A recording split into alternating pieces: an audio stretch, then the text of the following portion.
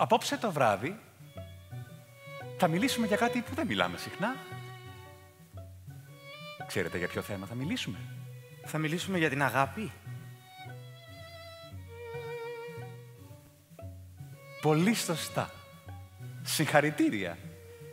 Πάρα πολύ σωστά. Για την αγάπη θα μιλήσουμε. Πριν ξεκινήσουμε όμως, θέλω να σας πω κάποια πράγματα. Τα μαλλιά σας πρέπει να είναι ωραία. Χτενισμένα, ωραία. Τα ρούχα σας πρέπει να είναι ωραία. Δεν υπάρχει λόγος να φοράτε άσχημα ρούχα.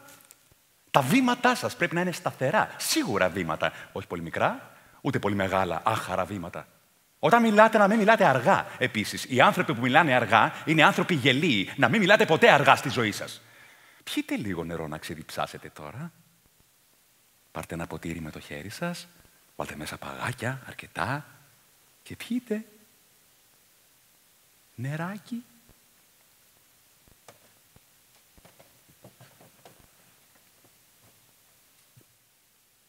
Πρέπει να κλαδεύετε τα λουλούδια και τα δέντρα σας.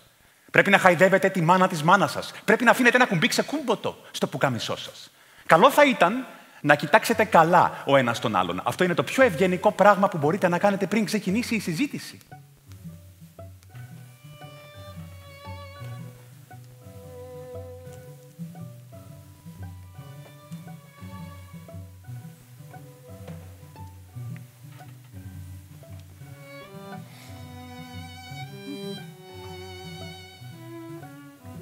Πρέπει να φοράτε κάθε μέρα καθαρά εσώρουχα. Πρέπει να πλένετε τα δόντια σας κάθε πρωί και κάθε βράδυ. Πρέπει να είστε πιστοί και αφοσιωμένοι στους συντρόφους σας. Καλό θα είναι να μειώσετε ή να διακόψετε το κάπνισμα και να προσέχετε τη διατροφή σας. Υπάρχει κάποια ερώτηση? Μέχρι εδώ?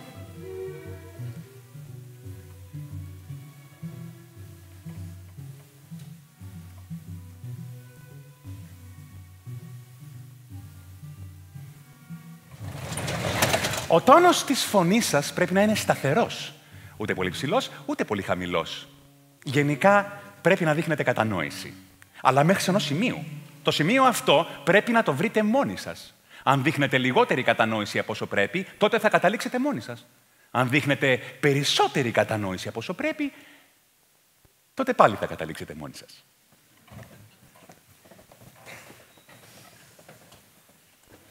Καλό θα είναι να φιλήσετε τα πόδια μου. Αλλά μην το κάνετε ακόμα. Ίσως αργότερα. Δεν ξέρω. Θα δούμε. Θα σας πω όταν είναι. Το που θα καθίσει ο καθένας είναι προκαθορισμένο, αλλά όχι υποχρεωτικό.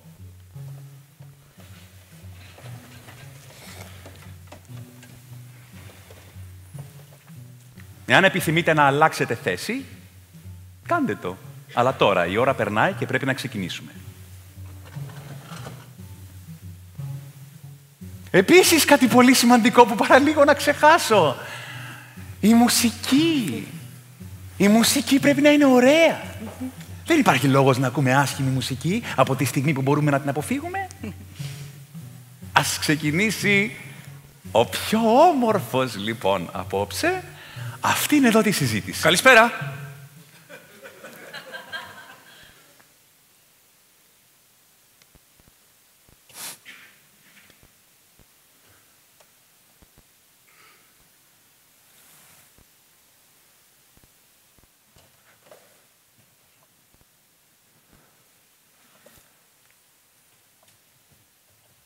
Θα ξεκινήσω εγώ, λοιπόν.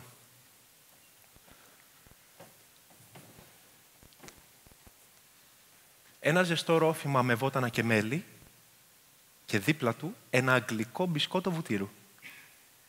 Ωραίο. Ωραίο. Ωραίο. Ωραίο. Ωραίο. Ωραίο. Ωραίο. Ωραίο. Ωραίο. Κήπος φωτισμένος με φώτα πράσινα. Ωραίο. Ωραίο.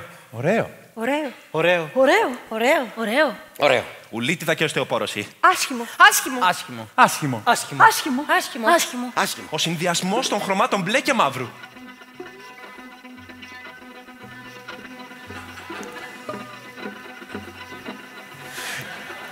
Ο συνδυασμός των χρωμάτων μπλε και μαύρου.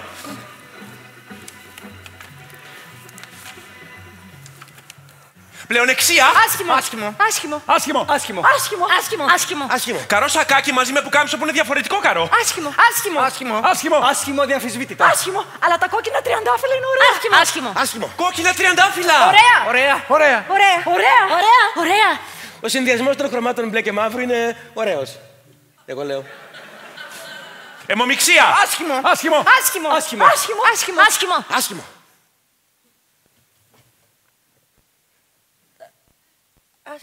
Η ένωση της γκρις σημαίας ήταν δική μου. Δική μου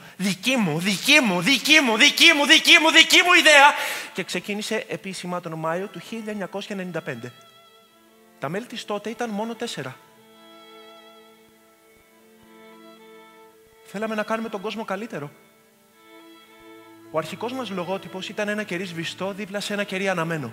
Και από κάτω με κεφαλαία γράμματα τα αρχικά ε, γ και σ. Το ε για την ένωση. Η ένωση της γκρις σημαίας ήταν δική μου ιδέα.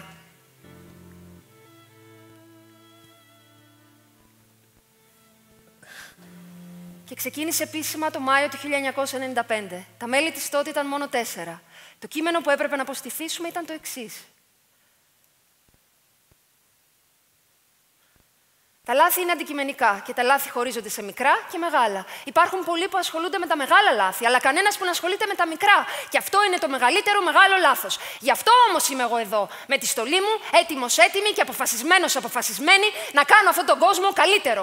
Θα αφανίσω, θα εξοντώσω, θα διαμελήσω, θα εξολοθρεύσω, θα κατατροπώσω, θα αποδεκατήσω τους ανθρώπους που μιλάνε δυνατά, τους ανθρώπους που φτύνουν, που δεν λένε καλημέρα όταν κάποιος τους λέει καλημέρα και δεν λένε παρακαλώ όταν κάποιος τους λέει ευχαριστώ, που δεν υπακούν την ουρά στο ταμείο, τους ανθρώπους που βρίσκουν κι άλλους τέτοιους ίδιους ανθρώπους και φτιάχνουν ομάδες για να γίνουν πιο δυνατοί και μετά κάνουν παιδιά για να φτιάξουν την επόμενη γενιά των ομοίων τους. Τους ανθρώπους που καλό θα ήταν να μην υπάρχουν. Αλλά κανείς δεν τους πειράζει, γιατί δεν είναι OK να πειράζεις έναν άνθρωπο, γιατί δεν φαίνεται το κακό που κάνουν, δεν είναι αντιληπτό, δεν είναι παιδεραστές, δεν είναι κλέφτες, δεν είναι εμφανές το κακό που κάνουν. Είναι όμως εκεί το κακό, συγκαλυμμένο και αποδεκτό και ατιμόρυτο και εύκολο. Καταστρέφουν τον κόσμο ύπουλα από τα σπίτια τους, από το μπάνιο τους που βάζουν κακές κολόνιες στα μούτρα τους, από τα αμάξια τους που ακούνε δυνατά κακή μουσική πιωμένη μια καθημερινή, αν η επόμενη είναι αργία, από τις κρεβατοκάμαρές τους που κοιμούνται χωρίς να γαμιούνται ή γαμιούνται ενώ κοιμούνται. Για αυτούς είμαι εγώ εδώ. Και η τιμωρία τους είναι η αποστολή που μου έχει ανατεθεί. Να ψοφήσουν όλοι αυτοί. Και εμένα δεν με νοιάζει. Να ψοφήσουν όλοι αυτοί. Και εμένα καθόλου δεν με νοιάζει.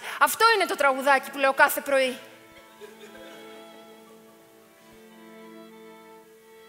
Η ένωσή μας είναι η οικογένειά μου. Έχω δεκάδες αδέλφια και είμαστε όλοι οι ίδιοι. Πιστοί, αποφασισμένοι, ευγενικοί και τολμηροί ταυτόχρονα. Το μέλλον δεν μπορεί παρά να είναι καλύτερο. Είμαι αισιόδοξος, αισιόδοξη εγώ. Είμαστε αισιόδοξοι εμείς. Αυτό ήταν το κείμενο που έπρεπε να αποστηθήσουμε.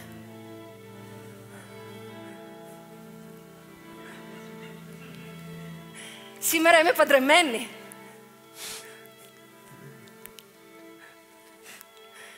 Και έχω 4 παιδιά.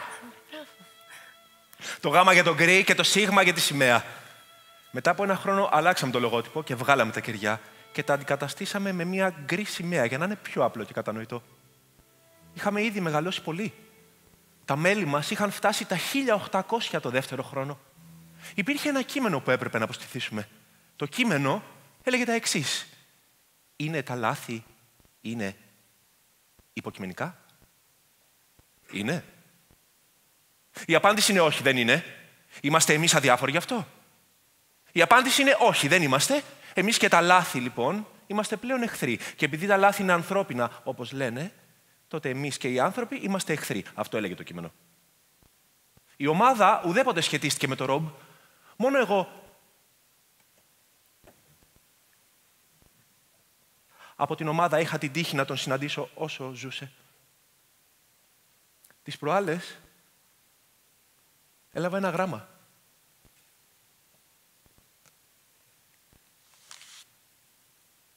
Εδώ είναι ο φάκελος. Μπορώ να σας το διαβάσω. Το γράμμα λέει «Ελπίζω να είσαι καλά και το εύχομαι ολόψυχα. Ο καιρός εδώ είναι σπουδαίος και έχω ήδη κάνει τα πρώτα μου μπάνια στη θάλασσα. παρολίγο να σκοτώσω μια τετραμελή παρέα το Σάββατο, η οποία μιλούσε αρκετά δυνατά δίπλα μου στην παραλία. Προσπαθούσα να διαβάσω ένα βιβλίο που είχα αγοράσει την Παρασκευή και δεν μπορούσα με τίποτα. Οι συνθήκες αρχικά ήταν ευνοϊκές για το μακελιό, καθώς ήμασταν μόνο οι 5 μας σε αυτή την παραλία. Όμως, μόλις σκέφτηκα ακριβώς τον τρόπο που πρέπει να τους φάξω, ήρθαν και άλλοι άνθρωποι για μπάνιο και δεν γινόταν. Είχα σκεφτεί να σφάξω πρώτα μια γυναίκα η οποία δεν κολυμπούσε τόσο πολύ όσο οι υπόλοιποι και προτιμούσε να κάνει ηλιοθεραπεία όσο οι άλλοι κολυμπάνε. Θα τη μαχαίρωνα στην πλάτη, έτσι ώστε να μην καταλάβουν κάτι αυτοί που κολυμπούν και να νομίζουν πως απλά την έχει πάρει ο ύπνος ή έστω πως κάνει ηλιοθεραπεία με κλειστά τα μάτια. Μετά θα βουτούσα μέσα στη θάλασσα, θα πήγαινα μέχρι την παρέα και θα του έπιανα μια συζήτηση. Μια συζήτηση μπορεί για λογοτεχνία ή για μουσική ή για σπορ. Είχα ήδη βγάλει το ρολόι μου και το είχα αφήσει έξω στην πετσέτα μου. Οπότε όταν θα του έλεγα πως το έχασα και πως μου έπεσε στο βυθό, θα με πίστευαν. Έτσι, όταν κάποιο από την παρέα θα βουτούσε να το βρει, θα βουτούσα και εγώ μαζί του και θα τον έσφαζα. Το μαχαίρι το είχα στην τσέπη του μαγιό.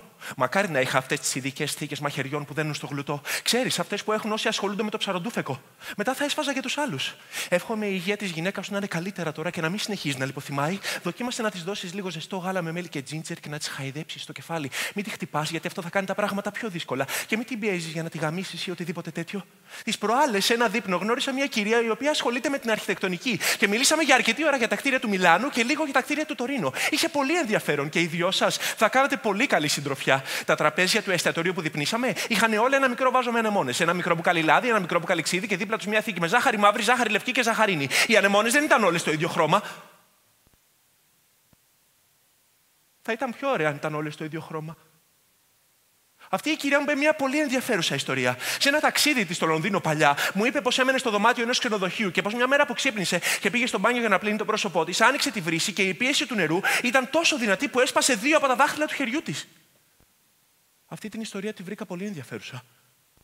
Ο άντρας της απέναντίας είναι ένας βαρετός και άξεστος μεσήλικας που γνωρίζω από παλιά και που δεν χάνει αφορμή να με προσβάλλει. Μου μιλάει για το πόσο πρέπει να είναι κάποιος σκληρός για να επιβιώσει και καθαρίζει με τη γλώσσα του την εσωτερική πλευρά της οδοντοστοιχείας του, κάνοντας όλους αυτούς τους απέσιους θορύβους. Ένα βέλγικο λυκόσκυλο γαυγίζει περίπου 4 μέρες τώρα και αυτό μου έχει δημιουργήσει έναν εκνευρισμό. Δεν ξέρω τι να κάνω. Πραγματικά δεν ξέρω τι μπορώ να κάνω για κάτι τέτοιο. Εύχομαι στα αλήθεια να σε δω από κοντά κάποτε. Σε φιλώ και σε σκέφτομαι συνεχώς. Ιστερόγραφο. Δεν καταλαβαίνω τους ανθρώπους.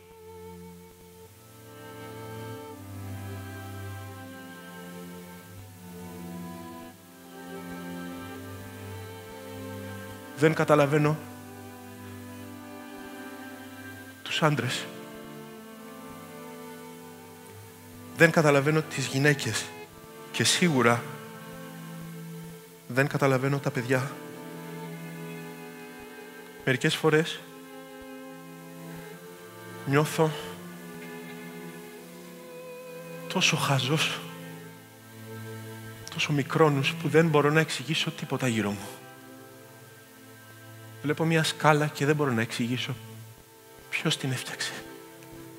Βλέπω μια σκάλα, δεν μπορώ να εξηγήσω ποιος την έφτιαξε. Πώς την έφτιαξε. Βλέπω τα σπίτια και δεν καταλαβαίνω πώς δημιουργήθηκαν. Βλέπω τις μοτοσικλέτες και δεν χωράει ο νους μου ποιος σκέφτηκε τη συναρμολόγηση όλων αυτών των εξαρτημάτων. Και δεν καταλαβαίνω επίσης ούτε τι μου λένε οι άλλοι άνθρωποι που συναντάω, ούτε τι πρέπει εγώ να τους απαντήσω για να περάσει η μέρα. Και είναι πάλι άλλες φορές που καταλαβαίνω τα πάντα.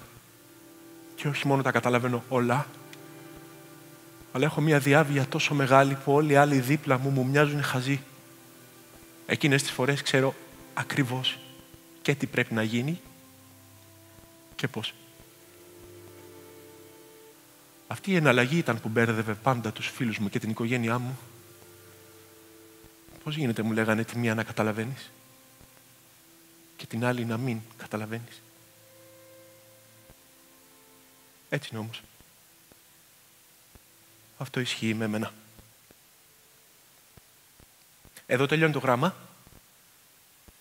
Υπάρχει άλλο ένα μικρό κομμάτι που δεν θα ήθελα να στο διαβάσω. Παρ' όλα αυτά, ξέρετε ποιος μου έστειλε αυτό το γράμμα? Ο Ρομπ. Ναι, πολύ καλά ακούσατε. Ο Ρομπ. Περίεργο. Περίεργο, όντως. Αλλά είναι ζωντανός. Δεν έχει πεθάνει. Και επικοινωνεί μόνο μαζί μου αρκετά συχνά. Εγώ μερικές φορές δεν το απαντάω καν γιατί έχω 1000 δουλειές να κάνω. Αλλά εκείνος δεν το βάζει κάτω. Μου έχει χαρίσει όλα του τα ρούχα. Γιατί Αν προσέξει κανείς φωτογραφίες μας παλιότερες, του μοιάζω πολύ. Είναι απίστευτο πόσο πολύ μοιάζετε με το Ρομπ. Πραγματικά απίστευτο. Άλλωστε, τα ρούχα μου μοιάζουν με τα δικά μου. Οι φωνές μας επίσης είναι ίδιες. Εκτιμούμε επίσης τα ίδια πράγματα. Αυτά που εγώ εκτιμώ, εκτιμά και εκείνος. Καρύδα, άσχημο. Ταχίνι, άσχημο. Αυγά, ωραίο. Ευγενική χειρονομία, ωραίο. Παρίσι, ωραίο. Λονδίνο, ωραίο. Τωρίνο, ωραίο. Κεφάλι αρνιού βραστό, άσχημο. Ο φοίνικας Ουασιγκτόνια, άσχημο. Ο Κανάριος φοίνικας, ωραίο. Τα χέρια σου επίσης μοιάζουν με τα δικά του. Τα χέρια μου επίσης μοιάζουν με τα δικά του. Ή μάλλον όχι. Τα χέρια του μοιάζουν με τα δικά μου. Και το πρόσωπό μου. Από τη μύτη και κάτω. Τα μαλλιά μας είναι ίδια. Έχουμε ακριβώς τον ίδιο αριθμό τριχών επάνω στο κεφάλι μας. Μια μέρα που ένας μέτρησε τις τρίχες στο κεφάλι του άλλου, ο αριθμός ήταν ο ίδιος. Χωρίς να ξέρει ο ένας τι θα πει ο άλλος. Είναι απίστευτο. Είναι απίστευτο. Τα χείλια μας ίδια. Τα πόδια μας επίσης. Μου μοιάζει τόσο πολύ που μόνο μία λογική εξήγηση υπάρχει. Καταλαβαίνετε τι εννοώ. Έχετε δει ποτέ εμένα και το Ρομπ στο ίδιο σημείο την ίδια ώρα? Όχι, δεν σας έχουμε δει. Τα σάλια μου είναι ίδια με τα δικά του σάλια. Το σπέρμα μου είναι ολόιδιο με το δικό του. Όσοι έχουν δοκιμάσει και των δυο μας το σπέρμα το γνωρίζουν καλά. Πώς γίνεται αυτό? Πώς γίνεται ένας νεκρός να στέλνει γράμματα και να μην μας έχει δει ποτέ κανείς στο ίδιο σημείο την ίδια στιγμή?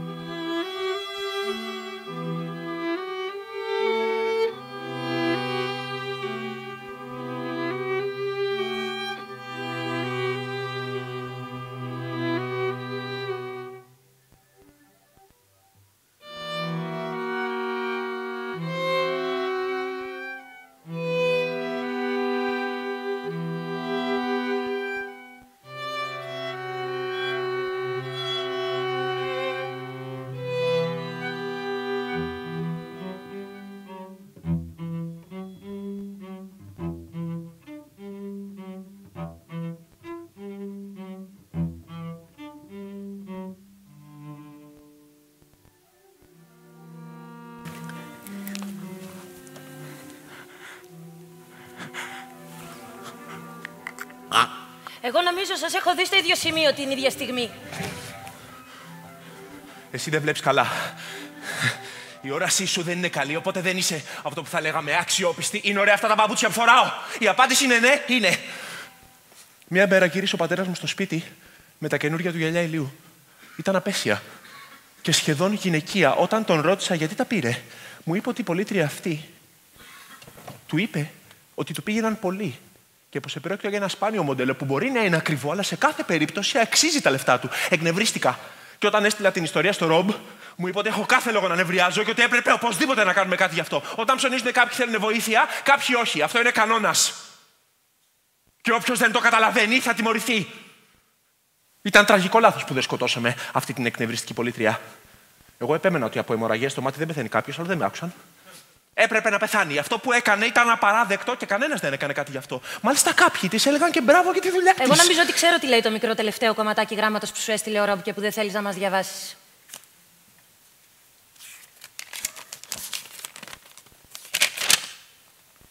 Λέει: εν κατακλείδη, να σου πω ότι εδώ που βρίσκομαι τα πράγματα είναι δύσκολα. Σου στέλνω αυτό το γράμμα από τον ήλιο, όπου λόγω της υψηλής θερμοκρασίας η ατμόσφαιρα είναι αποπνικτική. Η θάλασσα είναι καυτή, τα φρούτα στα δέντρα καίνε και η σιδηρουργή είναι γεμάτη εγκάβματα πρώτου βαθμού. Παρ' όλα αυτά είναι πολύ καλύτερα από τη σελήνη και αυτό το αφόρητο κρύο της.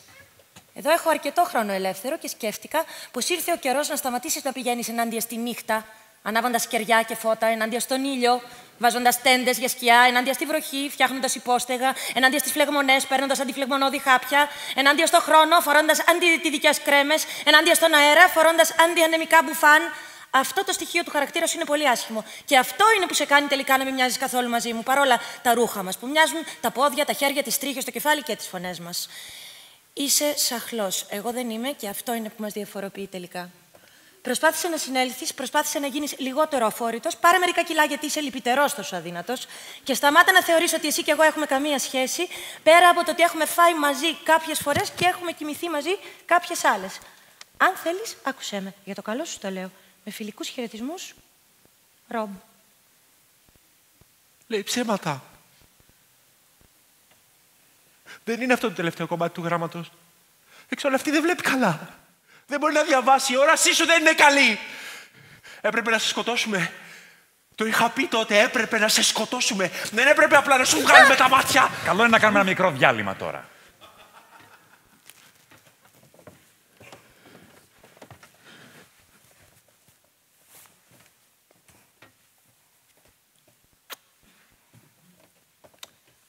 Για να μπορέσουμε να φάμε με ησυχία το πορτοκάλι μας. Και αμέσως μετά να απαντηθεί το σε ποιες χώρες επικεντρώθηκε ο Ρομπ. Εάν κάποιοι δεν μπορούν να ξεφλουδίσουν το πορτοκάλι με τα χέρια τους, τότε ας φάνε μπανάνες.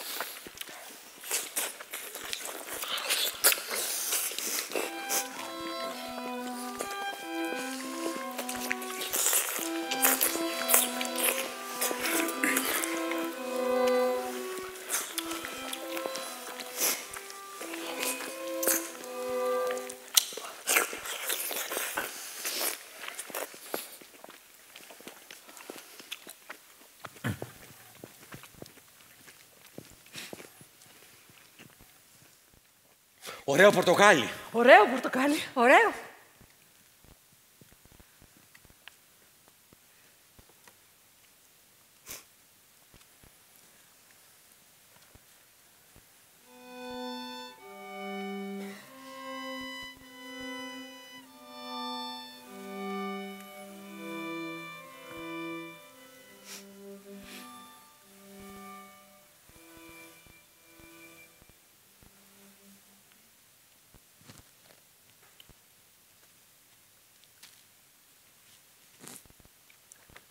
Καλό είναι να κάνουμε κάποιες προπόσεις τώρα.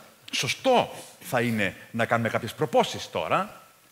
Και αμέσως μετά σας υπόσχομαι να απαντηθεί το σε ποιες χώρες επικεντρώθηκε ο Ρομπ.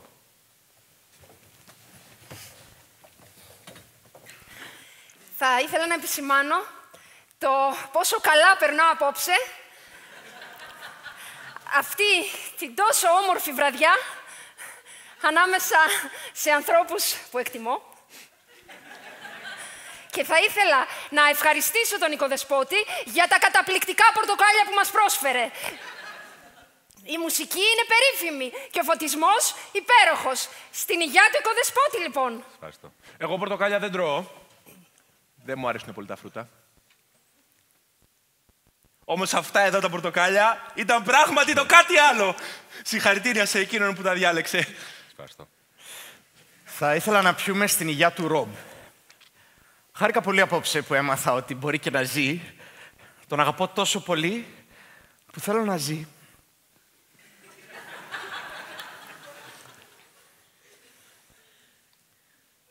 Όμως τον αγαπώ τόσο πολύ που όταν πεθάνω εγώ, θέλω να πεθάνει κι αυτός. Λίγο αργότερα, μια ώρα αργότερα. Να μην ζήσει τίποτε άλλο χωρίς εμένα.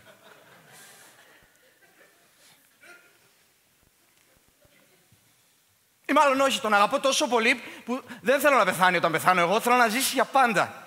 Άλλα 100, άλλα 200 χρόνια και να μην στεναχωριέται που πέθανα. Να λέει μόνο ότι μαζί ζήσαμε καλά, αλλά τώρα τελείωσε. Αυτό θέλω. Αλλά αυτό δεν γίνεται. Σίγουρα ο θάνατός μου θα τον αναστατώσει. Αν με αγαπάει κι αυτός, που είμαι σίγουρος ότι με αγαπάει, τότε σίγουρα θα στεναχωρηθεί. Τον αγαπάω τόσο πολύ που δεν θέλω να τον στεναχωρήσω. Οπότε καλύτερα να πεθάνει πριν από μένα. Να πεθάνει τώρα, έτσι ώστε να μην νιώσει τη θλίψη της δικής μου μελλοντικής απώλειας. Οπότε σκέφτομαι ότι καλύτερα να είναι νεκρός. Και μάλιστα όσο το σκέφτομαι, δεν μπορεί να μην είναι νεκρός. Σίγουρα είναι.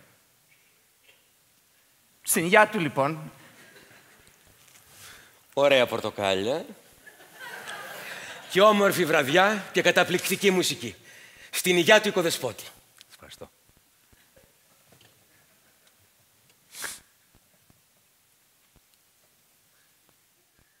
Στην υγεία όλων μας. Να είμαστε πάντα καλά. Είχε κάποιες αναστολές, δεν σας κρύβω, για το αν θα έπρεπε να δεχτώ την απόψινή πρόσκληση. Αλλά χαίρομαι τελικά ιδιαίτερα που την αποδέχτηκα. Είστε όλοι αξιολάτρευτοι. Και η συζήτησή μας είναι από τις πιο ενδιαφέρουσες. Όχι που έχω παρευρεθεί, αλλά γενικότερα. Είμαστε όλοι άνθρωποι με συνείδηση και με αρχές. Καθόλου επιπόλαιοι ή εγωκεντρικοί. Και αυτό είναι πολύ ευχάριστο. Στην υγειά μας. Εγώ θα ήθελα να πιω στην υγειά του συζύγου μου, που ήταν για μένα πάντα ό,τι πολυτιμότερο είχα. Ακόμη και στο θάνατο ήταν δίπλα μου. Όπως άλλωστε και εγώ στο δικό του. Και πιο δίκαιο τέλος δεν θα μπορούσαμε να έχουμε, καθώς δεν θα μπορούσα να σκεφτώ τη ζωή χωρίς εκείνον. Ο σύζυγός μου, παρά τα λάθη του, υπήρξε ένας τίμιος άντρας και ένας καλός πατέρας. Μου χάρισε παιδιά που τόσο ήθελα και η τροφή δεν μας έλειψε ποτέ. Δείτε πόσο όμορφα είναι τα μαλλιά του και η πλάτη του. Δείτε πόσο σωστές είναι οι αναλογίες στο πρόσωπό του. Δείτε πόσο γλυκό είναι το χαμόγελό του και πόσο γυμνασμένη η κοιλιά του και το στήθος του. Είμαι τόσο τυχερή που είμαι γυναίκα του και δεν πρόκειται να τον αφήσω ποτέ. Καλησπέρα σας.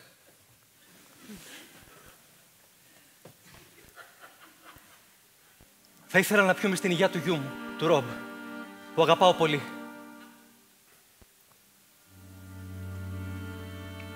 Δεν θα ξεχάσω ποτέ τη μέρα που γεννήθηκε. Το ορκίζομαι σε όλους αυτό. Σας δίνω το λόγο μου. Δεν θα την ξεχάσω ποτέ αυτή τη μέρα. Όπως έχω ξεχάσει τόσες και τόσες άλλες που έχω ορκιστεί ότι δεν θα ξεχάσω. Πιάσαν τη μάνα του υπόνοι ξημερώματα. Ξημερώματα. Τρέξαμε στο νοσοκομείο. Μπήκε κατευθείαν στην αίθουσα του τοκετού και ο γιατρός. Δεν θα ξεχάσω ποτέ το πρόσωπο του γιατρού. Το ορκίζομαι αυτό. Ο γιατρός ιδρωμένος πάλευε να βγάλει το παιδί από την κοιλιά της μάνας του για 2 ώρες. Η γυναίκα μου μετά την πρώτη ώρα δεν παραπονιόταν καθόλου. Και υποστήριζε ότι δεν πονάει καθόλου. Δεν την πιστέψαμε όμως. Όταν κάποια στιγμή βγήκε το ποδαράκι του πρώτα, ο γιατρός είπε ότι αυτό δεν είναι καλό, γιατί το κεφάλι θα έπρεπε να έχει βγει. Προσπάθησε να αλλάξει τη θέση του μωρού, αλλά εκείνο επέμενε να βγάζει το πόδι του και να κρατάει το κεφάλι μέσα στην κοιλιά. Αργά το μεσημέρι της επόμενης, ο γιατρός τα παράτησε και είπε ότι δεν μπορεί άλλο να προσπαθεί. Μας επισήμανε ότι κάτι παρόμοιο δεν του είχε ξανασυμβεί και δεν δέχτηκε καμία αμοιβή. Εμείς γυρίσαμε με τη γυναίκα μου στο δωμάτιο και μετά από 2 μέρες στο σπίτι.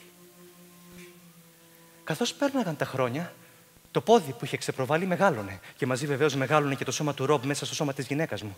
Αυτό της είχε δημιουργήσει διάφορα εξογκώματα στο σώμα, τα οποία όμως όλοι είχαμε συνηθίσει και ούτε την κοροϊδεύαμε ούτε μαζί της γελούσαμε. Πέρασαν 5 χρόνια. Και ένα βράδυ, την ώρα που η γυναίκα μου έκανε το βραδινό της μπάνιο, ο Ρομπ βγήκε ολόκληρος και έπεσε προσεκτικά στα πλακάκια της ντουζιέρας. Έπεσε βάζοντας πρώτα τα πόδια του και ύστερα τα χέρια του ώστε να μην χτυπήσει.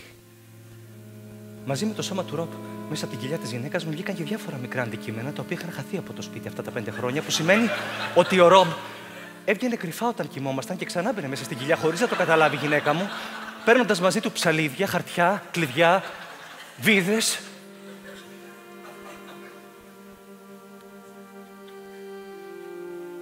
Ποτέ δεν μας είπε τι έκανε με όλα αυτά τα πράγματα και εμείς ποτέ δεν το ρωτήσαμε.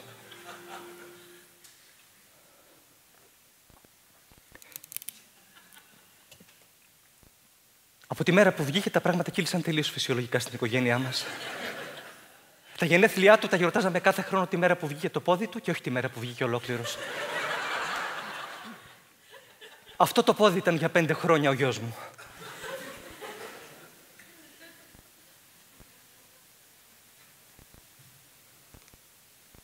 Και τώρα που δεν τον έχω εδώ, τώρα που είναι νεκρός, και τι δεν θα έδινα να είχα το πόδι του ή έστω τα δάχτυλα του ποδιού του στην τσέπη του σακακιού μου. Θα ήμουν τόσο ευτυχισμένος αν γινόταν αυτό. Θα κοιμόμουν καλύτερα. Θα ξυπνούσα καλύτερα. Θα ανέπνεα καλύτερα. Θα περπατούσα καλύτερα. Θα μιλούσα καλύτερα. Ελπίζω να μην μιλάω πολύ αργά. Επίσης, πράγματι, τα πορτοκάλια είναι καταπληκτικά. Στην υγεία του γιού μου, του Ρομπ. Εγώ θα ήθελα να πιούμε στην υγεία του συζύγου μου, που ήταν για μένα πάντα ό,τι πολυτιμότερο είχα. Ακόμα και στο βασανισμό μου ήταν δίπλα μου, όπως άλλωστε και εγώ στο δικό του. Ο σύζυγός μου, παρά τα λάθη του, υπήρξε ένας τίμιος άντρας και ένας καλός πατέρας. Μου χάρισε παιδιά που τόσο ήθελα και η τροφή δεν μας έλειψε ποτέ. Δεν φαντάζεστε πόσο όμορφα είναι τα μαλλιά του και η πλάτη του. Δεν φαντάζεστε πόσο σωστές είναι οι αναλογίες στο πρόσωπό του. Δεν φαντάζεστε πόσο γλυκό είναι το χαμόγελό του και πόσο γυμνασμένη η κοιλιά του και το στήθος του. Είμαι τόσο τυχερή που είμαι γυναίκα του και δεν πρόκειται να τον αφήσω ποτέ.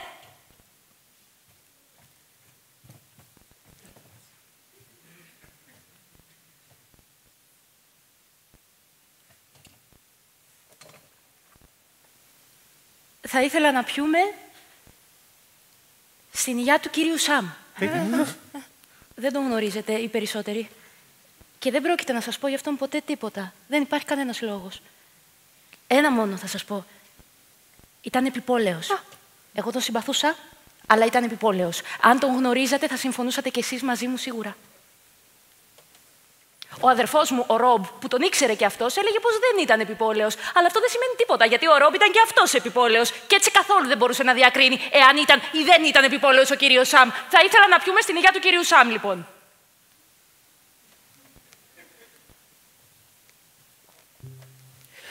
Ο Ρομπ επικεντρώθηκε στην Ιταλία, στη Γαλλία και στην Ελβετία. Όχι για κάποιο ιδιαίτερο λόγο. Απλά από κάπου έπρεπε να ξεκινήσει κανείς. Εγώ ήμουν ο φύλακας έξω από το κελί του.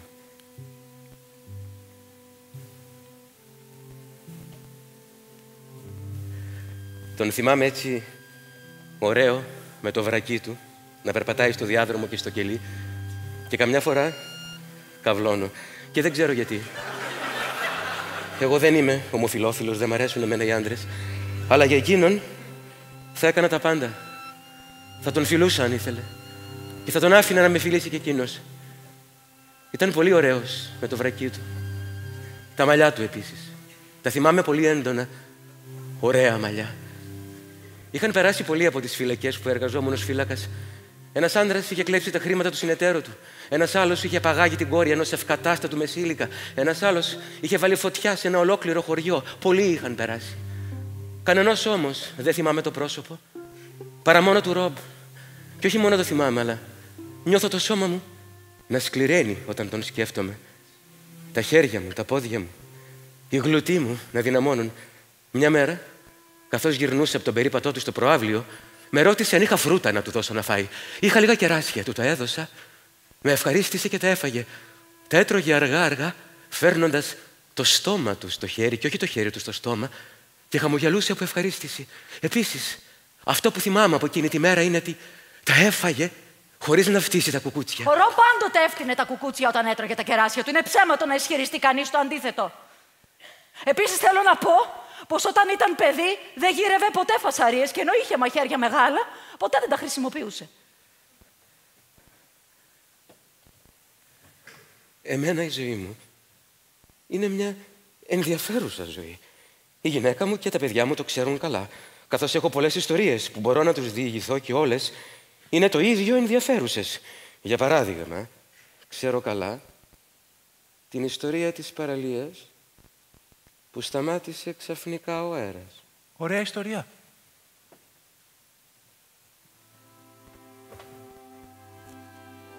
Ωραία ιστορία.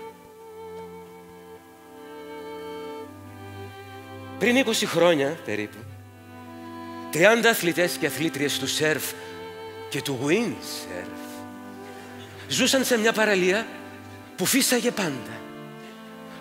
Κάθε μέρα 5 με 8 μποφόρ. Κάθε μέρα η θάλασσα γέμιζε από τα φλούο χρώματα των πανιών των και των μαγιών των και κάθε απόγευμα άπλωναν όλοι τα πανιά τους και τα μαγιό τους στην άμμο και τα έπλαιναν για να φύγει το αλάτι.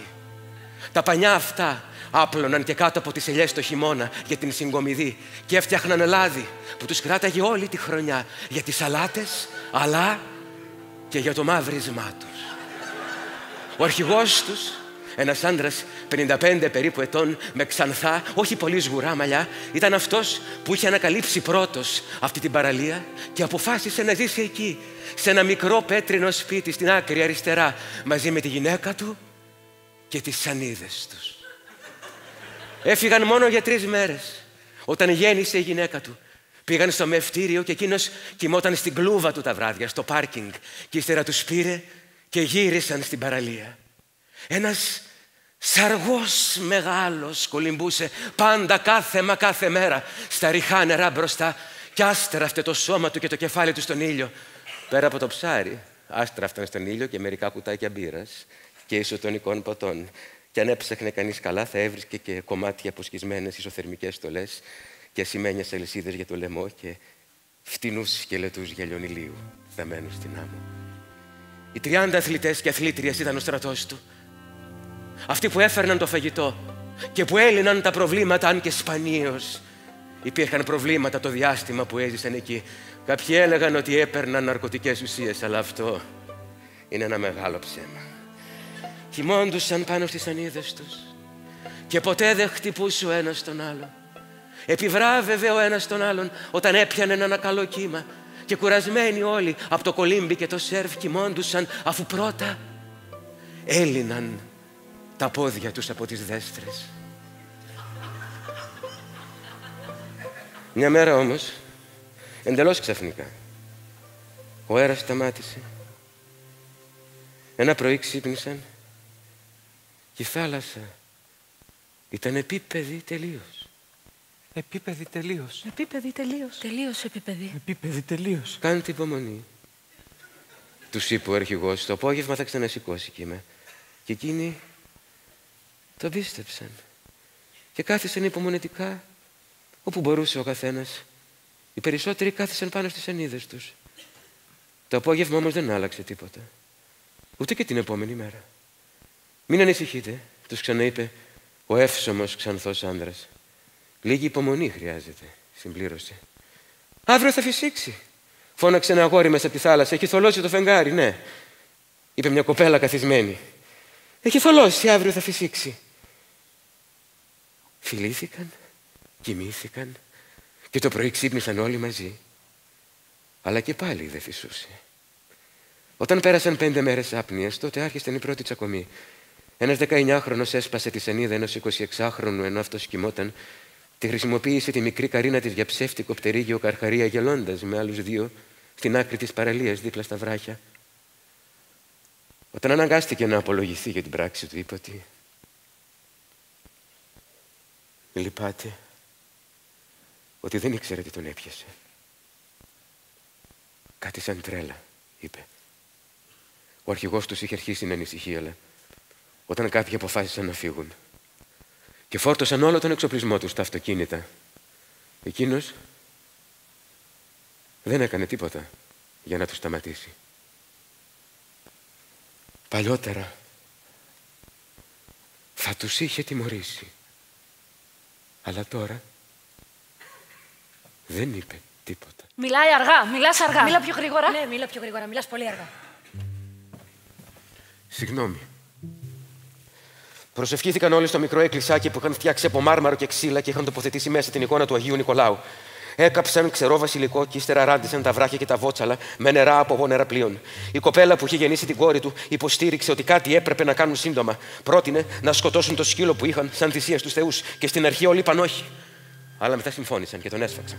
Βούτυξαν το κεφάλι του στο νερό 3 φορές και τσιβρεγμένο όπως ήταν, το κάρφουσαν σε ένα άλμπουρο το οποίο κράτησε ο αρχηγός και περπάτησε κατά μήκος της παραλίας τόσες φορές όσες και οι μέρες της άπνοιας. Οι υπόλοιποι τον ακολουθούσαν, κουβαλώντας ο καθένας τη σανίδα του. Και καθένας ψιθύριζε κάτι που του έδινε δύναμη. Ένας από αυτούς επικαλέστηκε τον Άγιο Γεώργιο, που πίστευε πιο πολύ από τον Άγιο Νικόλαο. Είπε μέσα του: Άγιε μου Γεώργιε, εσύ που μαρτύρησες το 303 μετά Χριστόν και που το λείψανό σου είναι θαμένο μαζί με τη μητέρα σου, η οποία μαρτύρησε την ίδια μέρα με σένα. Ή και την επόμενη, βοήθησέ μας, ώστε τον εχμαλώτον απελευθερωτής και τον φτωχόν υπερασπιστής, τον ασθενούν τον ιατρός, τον βασιλέων υπέρμαχος, τροπεοφόρε Γεώργιε, πρέσβευε Χριστό το Θεό, σωθήνε τας ψυχάς ημών. Όσο είπαμε, μην προχωρούσε με σταθερό αλλά ασύγχρονο βηματισμό, ξαφνικά οι θάμενοι άρχισαν να κουνιούνται. Ένας αέρας δυνατός αλλά χωρίς διάρκεια σήκωσε μια ξαφνική αμοβολική ύστερα άπνοια ξανά.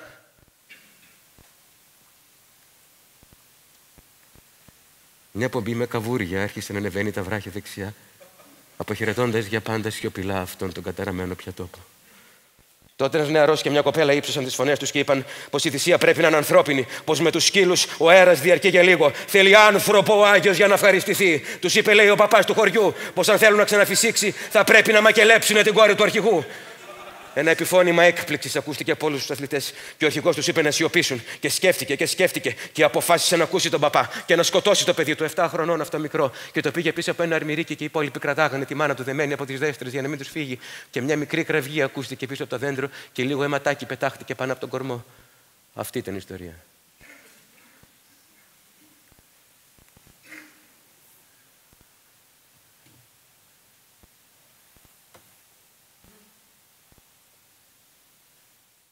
Και ξέρω κι άλλες πολλές. Την ιστορία με τον καπετάνιο που βάραιναν τα χέρια του στον ήλιο. Ή την άλλη ιστορία με την οικογένεια που ζούσε στο Νόρουγκο της Αγγλίας, σε ένα σπίτι πέτρινο. Και εκείνη η γυναίκα ήταν άσχημη και γριά. Και ο άντρας της ήταν νέος και όμορφος. Και εκείνη τον χτυπούσε και τον έβριζε. Και εκείνος την αγαπούσε τόσο που όλα της τα συγχωρούσε. Και ας ήταν άσχημη. Οι φίλοι του δεν καταλάβαιναν γιατί δεν την αφήνει, αφού θα μπορούσε πολύ εύκολα να βρει μια άλλη πολύ καλύτερη γυναίκα. Και απορούσαν πώς γίνεται να ανέχεται όλη αυτή την προσβλητική συμπεριφορά από εκείνη. Και κάθε φορά που τον ρωτούσαν, εκείνος του έλεγε πως τίποτα δεν είναι αλήθεια. Ούτε ότι τον βρίζει, ούτε ότι τον χτυπάει. Εκείνος πέθανε μια μέρα και εκείνη ύστερα από λίγες μέρες βρήκε έναν άλλον άντρα, όχι τόσο όμορφο, και ζήσανε μαζί για χρόνια, χωρίς προστριβές, αυτή τη φορά και τσοκωμούς. Ή ξέρω και την άλλη ιστορία με την κυρία που σπάσανε τα δάχτυλά της από την πίεση του νερού σε ένα νηπτήρα στο Λονδίνο. Ή την ιστορία του χαζού χωριάτη που τον κατηγορούσαν για ό,τι άσχημο την έβαινε στο χωριό. Αν βίαζαν κάποια κοπέλα, λέγανε ότι το έκανε αυτός. Και εκείνος δεν έφερνε αντίρρηση και δεν τον τιμωρούσαν μετά. Τους έφτανε και μόνο που κάποιος είχε πάρει την ευθύνη του βιασμού, δεν θέλαν κάτι άλλο. Αν κάποιος έπεφτε θύμα ληστείας, πάλι τον ίδιο κατηγορούσαν. Και εκείνος έλεγε ναι, εγώ το έκανα. Αλλά και πάλι δεν τον τιμωρούσαν. Ήταν κάτι σαν μυστική συμφωνία μεταξύ τους. Εκείνος έπαιρνε πάνω του όλα τα αμαρτήματα και εκείνοι ζούσαν ήσυχα τη ζωή τους. Και δεν τον πήραζε κανέναν. Γιατί δεν ήθελαν να τον χάσουν. Δεν θα ήταν εύκολο να βρεθεί ξανά κανείς που θα έχει τη διάθεση να παίρνει πάνω του την ευθύνη όλων αυτών των αποτρόπαιων πράξεων. Μια μέρα λοιπόν που βίασαν το δήμαρχο του χωριού και μετά τον κρέμασαν στον πλάτανο του σχολείου και που η κόρη του ομολόγησε το ότι είχε κάνει αυτή, εκείνος έλεγε πως το κορίτσι λέει ψέματα, ότι εκείνος βίασε το δήμαρχο. Και δεν το πίστευε πια κανένας. Και απογοητευμένος όπως ήταν, έδωσε ένα τέλος στη ζωή του. Αλλά οι χωριάτες δεν τον πίστευαν και λέγανε πως όχι, δεν αυτοκτόνησε, δεν τον προκάλεσε αυτός. Αλλά η κόρη του δημάρχου που είναι δαιμονισμένη και που τον έχει βάλει στο μάτι γιατί είχε ακούσει ότι έλεγε λόγια και εκείνη αριστερά και δεξιά. Βαρετός δεν είμαι λοιπόν. Και ο Ρομπ είμαι σίγουρος ότι αν ήθελε να σκοτώσει κάποιον που είναι βαρετός και ημιμαθής και που μονοπολεί τις συζητήσεις των άλλων κάνοντας τον έξυπνο, τότε δεν θα ήμουν εγώ αυτός που θα σκότωνε.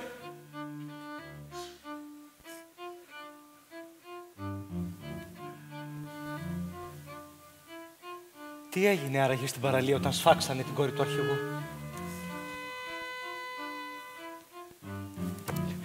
Φύσηξε ξανά άραγε? Ή όχι? Πολύ θα ήθελα να μάθω. Έφτιανε άραγε τα κουκούτσια ο Ρομπ όταν έτρωγε τα κεράσια του? Εγώ αυτό θα ήθελα να μάθω. Όχι πάντοτε. Η μητέρα του Αγίου Γεωργίου μαρτύρησε την ίδια μέρα με τον Άγιο Γεώργιο ή την επόμενη? Πολύ θα ήθελα να μάθω. Ο Ρομπ πάντοτε έφτιανε τα κουκούτσια όταν έτρωγε τα κεράσια του. Είναι ψέματο να ισχυριστεί κανείς το αντίθετο. Επίσης θέλω να πω πως όταν ήταν παιδί Δεν γύρευε ποτέ φασαρίες και ενώ είχε μαχαίρια μεγάλα, ποτέ δεν τα χρησιμοποιούσε.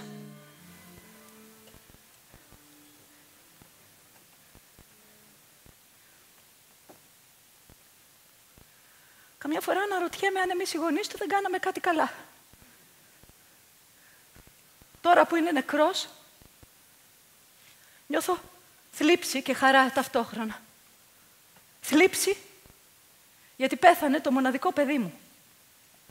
Και χαρά γιατί ο γιος μου ήταν αυτός που με σκότωσε. Και μάλιστα με βάναυσο τρόπο.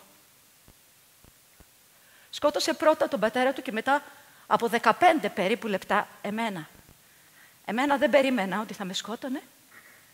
Έσπασε το κεφάλι του πατέρα του με ένα κρυστάλλινο τασάκι, αφού πριν του είπε κάτι στα γαλλικά. Και όταν τον αποτελείωσε, ήρθε προς το μέρος μου, κάθισε δίπλα μου και μου είπε: έλειψα καιρό και δεν επικοινώνησα μαζί σας γιατί δεν γινόταν. Συγγνώμη αν σας ανησύχησα. Ήμουνα στο εξοχικό μας σπίτι. Πέρασα πολύ ωραία. Όχι τόσο ωραία όσο περνάγαμε παλιά που παραθερίζαμε όλοι μαζί, αλλά ωραία. Ο κήπος είναι εντάξει. Δεν έχουν ξεραθεί τα δέντρα. Ψέματα σου είπα, μου είπε. Δεν είχα πάει στο εξοχικό μας, αλλού είχα πάει. Και τα δέντρα στον κήπο δεν ξέρω εάν έχουν ξεραθεί. Είχα πάει σε ένα νησί, αλλά δεν θα σου πω σε ποιο, όσο και αν με πιέσεις, γι' αυτό μη με πιέσεις. Ήταν πολύ ωραία. Επάνω το βουνό ήταν ξερό, χωρίς οικισμούς και χωρίς ζώα. Κάτω, κοντά στην αμμουδιά και λίγα μόλις λεπτά από το λιμάνι, εκεί ήταν ο οικισμός που έμενα. Εκεί παραθέριζα. Οι κάτοικοι είναι κτηνοτρόφοι και οδηγοί ως επιτοπλίστων. Το φαγητό της περιοχής, αυτό που τρώνε όσοι ζουν μόνιμα εκεί, αλλά και όσοι επισκέπτονται, μου είπε το χωριό, είναι το ίδιο. Όλα αυτά τα χρόνια. Μπιφτέκια και ψαρόσουπα και μετά φρούτο, συνήθως καρπούζια. Ψέματα σου είπα, όχι καρπούζια, αλλά κεράσια είναι το φρούτο που τρώνε. Η παραλία της περιοχής έχει άμμο και αρμυρίκια μεσαίου μεγέθους και τσιμεντένια παγκάκια ανάμεσα στην άμμο, ανάμεσα στα δέντρα και πάνω στην αμμουδιά χτισμένα. Ο πρόεδρος του χωριού τα έφτιαξε τα παγκάκια και αυτό είναι κάτι που όλοι γνωρίζουν και εκτιμούν σε αυτόν τον τόσο καλό και ευγενικό άνθρωπο. Οι παραθεριστές εκεί κάνουν θαλάσσια σπορ, μου είπε. Τα παιδιά τους παίζουν στη θάλασσα από τις 10:30 το πρωί ως τη 1 το μεσημέρι και από τις 5:30 το απόγευμα έως τις 7.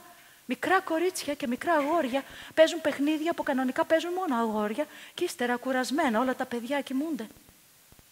Το σπίτι που έμενα κόστιζε 200 ευρώ την ημέρα και βρισκόταν στο κέντρο του χωριού, απέναντι από το ταχυδρομείο και δίπλα στο γυμναστήριο. Τότε ο Ρόμπ σηκώθηκε, έκανε 2 βήματα, αλλά άλλαξε γνώμη και ξανακάθισε δίπλα μου και συνέχισε να μου μιλάει. Αυτή τη φορά με μεγαλύτερη ένταση στη φωνή του. Ακριβώς μπροστά από το σπίτι που έμενα, μου είπε, υπήρχε μια ελιά μεγάλη και ένα δέντρο λίγο μικρότερο που από τα κλαδιά του κρέμονταν λευκές βαμβακερές μπλούζες. Οι μπλούζες αυτές εμφανίζονται κάθε χρόνο στα τέλη του Μάη και σιγά σιγά μεγαλώνουν και μέχρι τον Ιούλιο είναι πια μεγάλες μπλούζες στο μέγεθος που θα μπορούσαν να κάνουν σε κάποιον εύσωμο και ογκώδη άντρα. Ο κορμός αυτού του δέντρου είναι ασβεστομένος έως τη μέση, μου είπε. Στις 23 Ιουλίου κάθε χρόνο οι κάτοικοι γιορτάζουν τον Άγιο του χωριού και αφού τρώνε ψαρόσουπα και μπιφτέκια και το φρούτο τους, που ποιο είναι, με ρώτησε, κεράσια. Του είπα εγώ, μπράβο, μου είπε, σωστά, και συνέχισε. Αφού φάνε λοιπόν, ύστερα χορεύουν γύρω από το δέντρο με τις μπλούζες όλοι τους, χωρίς να φοράνε μπλούζες. Τον Άγιο του χωριού. Γυναίκες και άντρες. Η γύμνια τους σε συνδυασμό με το ενόπνευμα δημιουργεί στους χορευτές μια εφορία την οποία σίγουρα ενδυναμώνει και η ζέστη του καλοκαιριού. Αυτός ήταν και ο λόγος που εκείνο το απόγευμα όλοι μας αγκαλιαστήκαμε και εξπερματώσαμε τριγύρω από την ελιά και από το δέντρο με τις μπλούζες και όλοι μαζί μετά ζώα και άνθρωποι, σκυλιά, κατσίκια, γάτες, καβούρια και άνθρωποι. Ξαπλώσαμε στην υγρή άμμο. Το επόμενο πρωί, οι γυναίκες του χωριού, με τη βοήθεια των μικρών αγοριών, τα μικρά κορίτσια απαγορεύεται να σηκωθούν από το κρεβάτι τους. Εκείνη τη μέρα, πριν τις 12 το μεσημέρι, μου είπε: σκουπίζουν τους δρόμους και την παραλία από τα γυαλιά, τα κουκούτσια των κερασιών και όχι τα κουκούτσια των καρπουζιών, τα αγκάθια των ψαριών και τα χάπια για το στομάχι που έχουν πέσει κάτω. Και αυτή είναι η μόνη μέρα που το φαγητό αλλάζει. Εκείνη τη μέρα φάγαμε χόρτα, σκέτα, μου είπε, και ύστερα μου κόψε το λαιμό με ένα μαχαίρι μεγάλο. Ύστερα σηκώθηκε, μας κουβάλισε στο μπάνιο, μας έβαλε στην μπανιέρα χωρίς να μας βγάλει τα ρούχα, μας φίλησε τα χέρια και τα πόδια και γέμισε την μπανιέρα με νερό και με λάιμ. Ο πατέρας του δεν είχε ακόμα ξεψυχήσει και του ψιθύρισε κάτι, αλλά ύστερα πνίγηκε και δεν πρόλαβε ούτε να ακουστεί καθαρά το τι είπε, ούτε να ολοκληρώσει τη φράση του. Ύστερα ο Ρομπ μας αποκάλεσε ανήθικους και φλίαρους. Μας είπε ανθρώπους βαρετούς. Μας είπε ιδιοτελείς και υστερόβουλους. Εμένα που τόσο με αγαπούσε παλιότερα, δεν μπορούσα να καταλάβω τι τον έκανε να με σκοτώσει. Παλιότερα με φιλούσε. Με την πρώτη ευκαιρία. Μου έφερνε δώρα. Και με χάιδευε συχνά στην πλάτη όσο εγώ καθόμουν στην πολυθρόνα. Στους καυγάδες πάντα έπαιρνε το μέρος μου. Και πάντα με υποστήριζε όταν κάποιος με κατηγορούσε για κάτι. Σίγουρα με αγαπούσε πιο πολύ από τον πατέρα του και αυτό ήταν εμφανές, καθώς εκείνον δεν τον φιλούσε ποτέ. Μόνο μια φορά στη θάλασσα που κάνανε ένα μακροβούτι και συναντήθηκαν κάτω από το νερό και φίλησε ο ένας τον άλλο στο στόμα.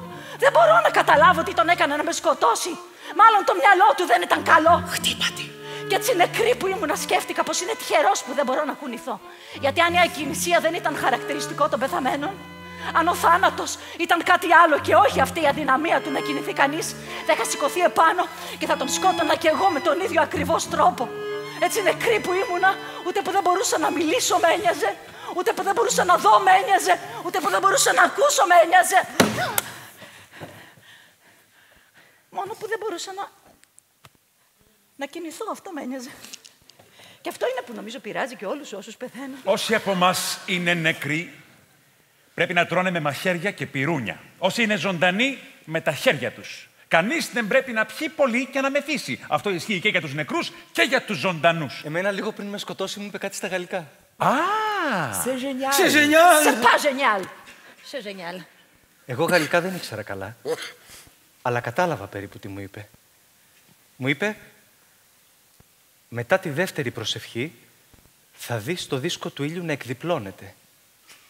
Και θα δεις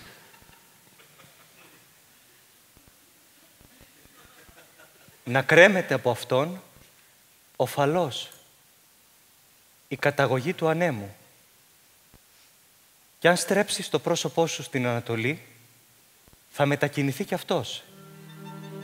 Και αν στρέψεις το πρόσωπό σου στη Δύση, θα σε ακολουθήσει.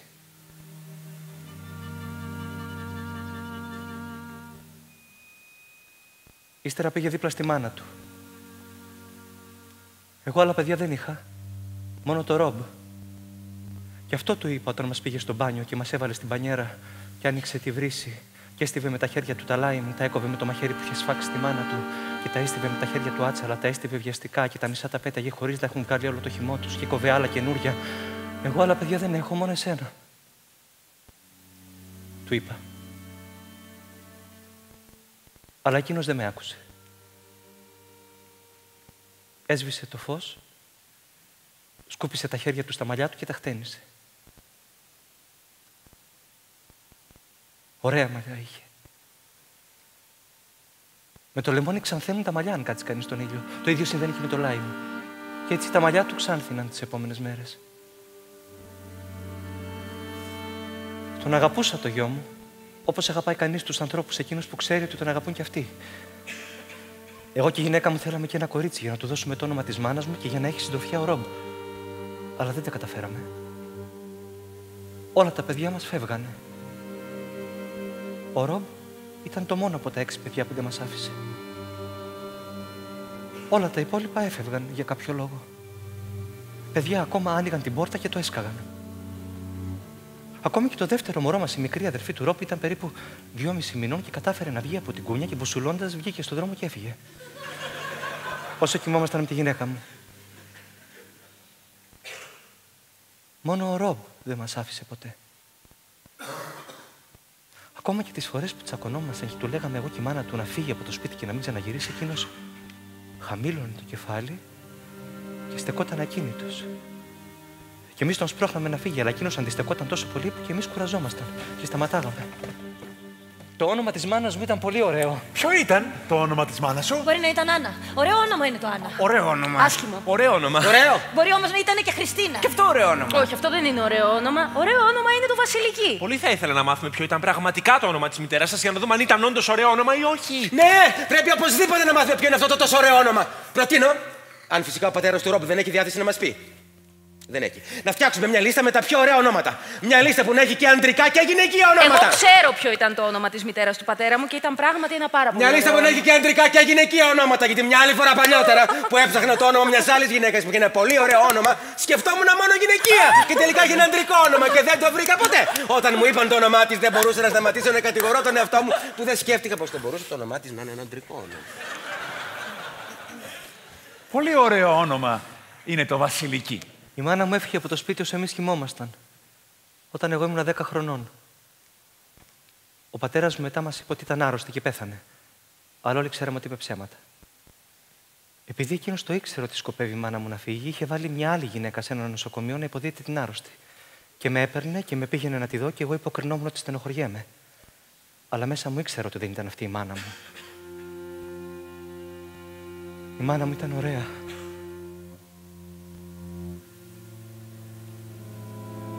Αυτή ήταν αυστηρή, χωρίς λόγο.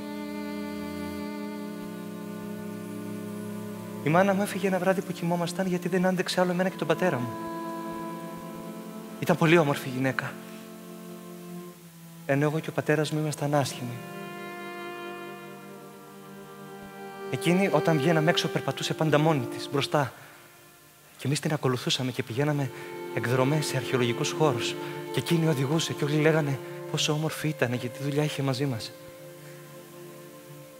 Εγώ μια μέρα της είπα ότι αν θέλει μπορεί να φύγει. Είχα μεγαλώσει πια, ενώ ήμουν 10 χρονών και είχε σταματήσει από καιρό να με θυλάζει και να με κοιμίζει κουνώντας το κρεβάτι. Πια έτρωγα το φαγητό που τρώγαν όλοι και τα βράδια κουνούσα μόνος μου λίγο το πόδι για να ανανουρίζομαι και έτσι δεν είχα ανάγκη κανέναν. Της είπα να το σκεφτεί σοβαρά. Εκείνη στην αρχή δίσταζε, μου έλεγε «Σε αγαπάω και δεν μπορώ να σε αφήσω και τι θα τρως» και διάφορα τέτοια. Αλλά το σκέφτηκε καλά και τέλος πήρε την απόφαση να εξαφανιστεί, καθώς το να εξαφανιστεί ήταν το καλύτερο για όλους, μου είπε. Στην ψεύτικη κηδεία της άγνωστης γυναίκας δεν πήγα, γιατί δεν υπήρχε λόγος. Η μητέρα μου τον πρώτο καιρό μετά την εγκατάλειψη μου έστελνε γράμματα για να μου υπενθυμίζει να προσέχω τα αδέρφια μου και να μην κάνω περισκεψίες. Κάποια στιγμή η αλληλογραφία σταμάτησε και τότε θεώρησα ότι όντως πέθανε. Είμαι πολύ άτυχος, είπα μέσα μου, γιατί δεν πρόκειται να μάθω ποτέ πώς πέθανε. Αλλά και τυχερός συμπλήρωσα, γιατί μπορώ να επιλέξω εγώ το θάνατο που της ταιριάζει και έτσι είπα ότι πέθανε από καρκίνο. Την έκλαψα. Και ήταν η πρώτη φορά που τα δάκρυά μου δεν είχαν την ίδια γεύση με τις άλλες φορές. Ήταν πιο πηχτά και πιο γλυκά. Σαν γάλατα ζαχαρούχα ήταν τα δάκρυά μου. Τη φωτογραφία της μάνας μου έβγαλα από την τσέπη μου όταν πέθαινα στο νερό και την κοίταξα. Αλλά ήταν βρεγμένο το χαρτί και είχαν τα χρώματα μπερδευτεί και ήταν τα μαλλιά της πράσινα, τα χείλια της ήταν σαν άβαυτα, τα χέρια της αμπρισμένα και την ξαναέβαλα γρήγορα μέσα και κοίταξα το Ρόμπ, που ήταν σαν εκείνη όμορφος και είπα αυτόν θα δω. Και αυτός θα είναι η τελευταία εικόνα πριν πεθάνω.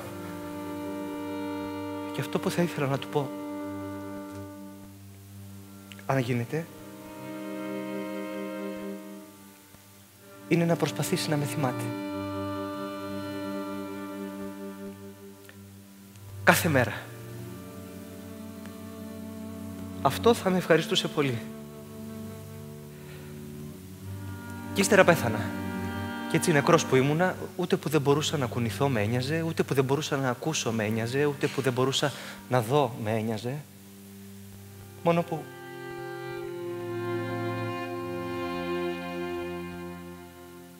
έτσι όπως βούλιαζα,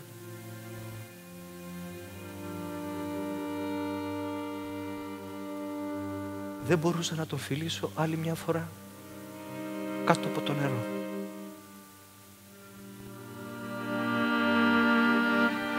Μόνο αυτό με ένοιαζε.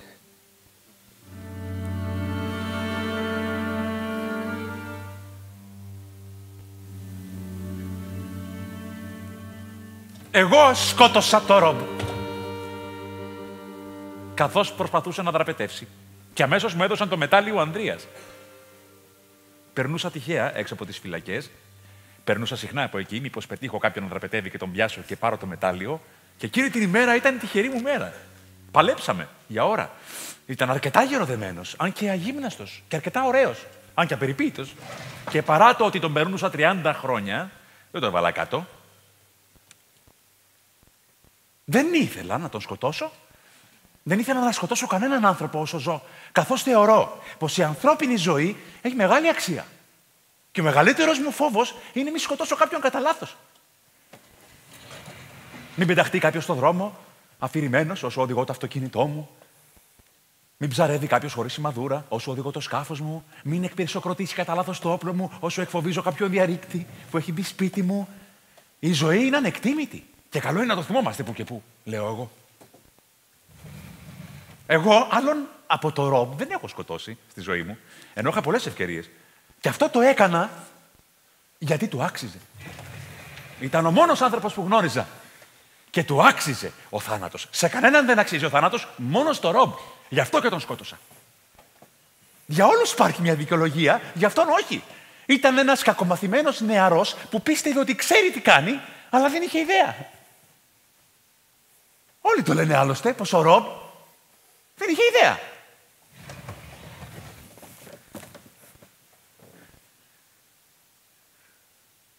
Πριν συνεχίσουμε, θέλω να σας πω δύο πράγματα που πιθανά κάποιοι να μην γνωρίζουν, είτε επειδή έχουν πεθάνει πρόσφατα, είτε επειδή δεν έχουν παραβρεθεί σε αυτό το τραπέζι ξανά. Όσοι από εμάς είναι νεκροί, πρέπει να τρώνε με μαχαίρια και πυρούνια. Όσοι είναι ζωντανοί, με τα χέρια τους. Κανείς δεν πρέπει να πιει πολύ και να μεθύσει. Αυτό ισχύει και για τους νεκρούς και για τους ζωντανούς. Εάν συμβεί κάτι τέτοιο, η συζήτηση θα σταματήσει και θα συνεχιστεί μια άλλη στιγμή που θα αποφασίσουμε όλοι μαζί. Επίσης, κάτι πολύ σημαντικό, πάρα πολύ σημαντικό. Εάν κάποια στιγμή κάποιος χάσει τον ήρμο της σκέψης του ενώ μιλάει και δυσκολευτεί να συνεχίσει, θέλω όλοι, συλλογικά, να τον βοηθήσετε. Δεν θέλω ούτε να γελάσετε μαζί του, ούτε να τον δυσκολέψετε περισσότερο. Θέλω να καλύψετε το χαμένο χρόνο, έως ότου ο άτυχος ομιλητής βρει ξανά την ψυχραιμία του και συνεχίσει. Τέτοια περιστατικά δεν συμβαίνουν συχνά. Παρ' όλα αυτά, εγώ οφείλω να αναφέρω πώς πρέπει να συμπεριφερθείτε σε μια τέτοια περίπτωση. Καλός ήταν ο Ρομπ, κατά τη γνώμη μου.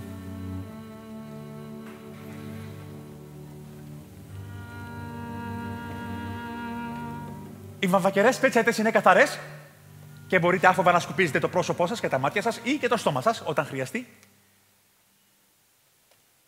Τα μαχαίρια είναι καινούρια, ανοξίδωτα. Σε καμία περίπτωση δεν πρέπει να δώσετε το μαχαίρι χέρι με χέρι όταν κάποιος σας το ζητήσει. Αυτό θα φέρει κακή τύχη και στους δύο. Θα πρέπει να το αφήσετε σε κάποιο σημείο του τραπεζιού, κοντά σε αυτόν που το ζήτησε, και εκείνος να το πάρει από εκεί. Το ύφασμα με το οποίο το τραπέζι είναι στρωμένο δεν πρέπει επουδενή να λερωθεί, και αυτό γιατί δεν πρέπει επουδενή να πληθεί. Εάν στάξει κερί, δεν πειράζει. Σάλια, τροφές και αίματα είναι το πρόβλημα συνήθως. Οι ζωντανοί πρέπει να κάθονται στις καρέκλες όπως κάθονται οι ζωντανοί, συνήθως, και οι νεκροί πρέπει να κάθονται όπως κάθονται οι νεκροί, συνήθως. Εάν κάποιος νεκρός καθίσει όπως κάθεται ένας ζωντανός, τότε η συζήτηση διακόπτεται και αφαιρείται το πιάτο του. Το κρέας στο τραπέζι είναι ομοεπίτηδες, γιατί δεν είναι για να το φάμε, αλλά για να το μυρίζουμε όταν θέλουμε και όταν χρειάζεται. Ψωμί μπορείτε να φάτε, δεν υπάρχει περιορισμός. Το ίδιο ισχύει και με το ρόδι. Εάν κάποιος πνιγεί, ο διπλανός του μπορεί να του δώσει νερό για να πιει, αλλά πάλι χωρίς να τον ακουμπήσει. Εάν κάποιος θέλει να χορέψει, μπορεί να το κάνει σε απόσταση τουλάχιστον 1 μέτρου από το τραπέζι, έτσι ώστε να μην ενοχλήσει κάποιον από τους συνδετημόνες. Όταν μιλάμε, Καλό είναι να μην υπάρχουν τροφές στο στόμα μας. Γι' αυτό όποιος πάρει το λόγο θα πρέπει να έχει καταπιεί ήδη πριν μιλήσει. Εάν κάποιος θέλει να κάνει πρόποση, μπορεί να χτυπήσει το ποτήρι στο τραπέζι 9 φορές, στην αρχή ήρεμα και σταδιακά με μεγαλύτερη δύναμη και θα του δοθεί ο λόγος. Αυτό θέλει προσοχή. Γιατί αν κάποιος βάλει μεγαλύτερη δύναμη από όσο χρειάζεται και σπάσει το ποτήρι και κοπεί, τότε έχουμε αίμα στο τραπεζομάντιλο και η συζήτηση διακόπτεται.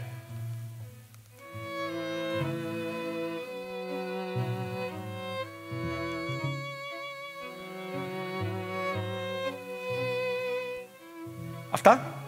Μπορείτε να συνεχίσετε παρακαλώ, δεν έχω κάτι άλλο να πω. Μόνο ότι μου φαίνεστε τόσο λυπητεροί καθώς μιλάτε. Με κάνετε και βαριέμαι. Και εγώ δεν βαριέμαι συχνά. Εγώ πάντα βρίσκω ενδιαφέρον στους ανθρώπους, αλλά εσείς όχι, δεν έχετε κανένα ενδιαφέρον. Τι με κοιτάτε όλοι έτσι. Είστε όλοι αξιοθρήνητοι. Και σας παρακαλώ, μην βάλει τώρα κανείς από εσάς τα κλάματα, γιατί αυτό θα ήταν ακόμα πιο αποκρουστικό. Τι σημασία έχει που πέθανε ο Ρομπ. Γιατί να μιλάμε μόνο για αυτόν, γιατί να μιλάμε τόση ώρα για αυτόν. Υπάρχουν τόσα άλλα θέματα για τα οποία θα μπορούσαμε να συζητήσουμε. Τόσοι άλλοι νεκροί με τους οποίους θα μπορούσαμε να ασχοληθούμε. Θα μπορούσαμε να μιλήσουμε για τον Τσόρτσιλ. Φερρυπίν. Είναι σαν τη θάλασσα που υγραίνει τόσα βότσαλα. Καθημερινά υγραίνει εκατομμύρια βότσαλα και εμείς τόση ώρα ασχολούμαστε με ένα μόνο συγκεκριμένο βρεγμένο βότσαλο. Δεν ενδιαφέρει κανέναν αυτός ο θάνατος. Δεν ενδιαφέρει κανένας θάνατος. Δεν ενδιαφέρει κανέναν καμία ζωή. Δεν ενδιαφέρει κανέναν αν κάποιος έχει κλέψει ή βασανίσει, για παράδειγμα, έναν ηλικιωμένο. Δεν ενδιαφέρει κανέναν αν κάποιος έχει μια κρυφή σχέση, για παράδειγμα, με έναν ηλικιωμένο. Δεν ενδιαφέρει κανέναν αν κάποιος έχει κατά λάθος πληγώσει έναν ηλικιωμένο. Έχετε όλη μεγάλη ιδέα για τον εαυτό σας. Νομίζετε πως είστε κάτι τόσο σημαντικό που η ζωή σας αφορά κι άλλους. Αλλά ας είναι, δεν πειράζει. Άλλωστε, εγώ σας κάλεσα εδώ και θα ήταν πραγματικά αγένεια να σας ζητούσα να φύγετε τώρα. Οπότε, ας συνεχίσουμε την κουβέντα μας. Αλλά να ξέρετε πως αυτή εδώ είναι η τελευταία φορά που γίνεται. Και το ξέρω πως δεν με πιστεύετε, γιατί κάθε φορά αυτό σας λέω, αλλά σας το υπόσχομαι πως αυτή εδώ είναι η τελευταία φορά. Μου προκαλείτε θλίψη. Και θα σας σκότωνα όλους, νεκρούς και ζωντανούς. Αλλά είστε τυχεροί, γιατί δεν θέλω να σκοτώσω άλλον άνθρωπο όσο ζω. Οπότε, ας συνεχίσουμε αυτό που αρχίσαμε.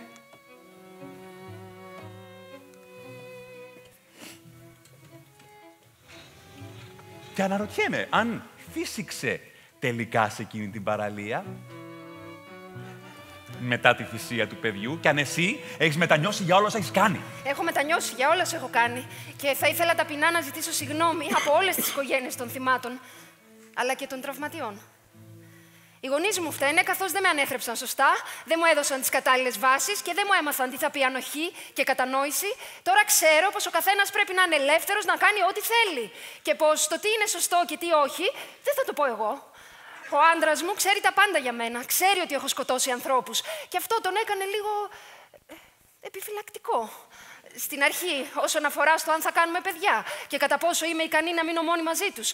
Αλλά με τον καιρό κέρδισα την εμπιστοσύνη του. Και τώρα και με αφήνει μόνη μου με τα παιδιά και βόλτες όλοι μαζί πάμε. Η εμπιστοσύνη είναι πολύ σημαντικό πράγμα σε μια σχέση. Λέμε συχνά με τα παιδιά στον άντρα μου και αυτός συμφωνεί μαζί μας. Από εκείνη την παλιά περίοδο δεν έχω κρατήσει τίποτα. Μόνο 2-3 φωτογραφίες του Ρομπ. Μια μέρα που είχα πάει σπίτι του να φάμε. Ήταν τα γενέθλιά του και του είχα πάρει δώρο ένα παντελόνι και ένα παλτό. Που αν τα βλέπατε όλοι θα συμφωνούσατε πως ήταν καλοραμένα και είχαν εξαίρετο ύφασμα. Το άρεσαν πολύ και τα δύο και εκείνο. Καθίσαμε στον κήπο και ήπιαμε κρασί. Και μετά μπύρα. Και μετά βότκα. Ο κήπος του είναι ένας κήπος ωραιότατος. Γύρω από το τραπέζι που καθίσαμε ήταν φυτεμένες λεμονιές, πορτοκαλιές, λεβάντες, κουτσουπιές, αθάνατοι, τριανταφυλλιές, ελιές. Καμβίλιες. Γιασεμιά. Ροδιές. Πασχαλιές. Και διάφορα άλλα πολύ ωραία λουλούδια. Το σκυλί του καθόταν στην άκρη του κήπου και κοίταζε το χώμα με τη γλώσσα του έξω και την ουρά του σχεδόν ακίνητη. «Τα βλέπεις όλα αυτά τα λουλούδια?» Με ρώτησε. «Γιατί αν δεν τα βλέπεις, σε διατάζω να τα δεις». Μου έπιασε το πρόσωπο με τα δυο του χέρια και έστρεβε το κεφάλι μου αριστερά-δεξιά για να δω τον κήπο. Και κάποια στιγμή με πόνεσε αρκετά, γιατί έβαζε πολύ δύναμη. Μετά γέλασε. Γιατί του φάνηκε αστείο. Και ύστερα σηκώθηκε και άνοιξε τη βρύση να ποτίσει κάτι από όλα αυτά, δεν θυμάμαι τι.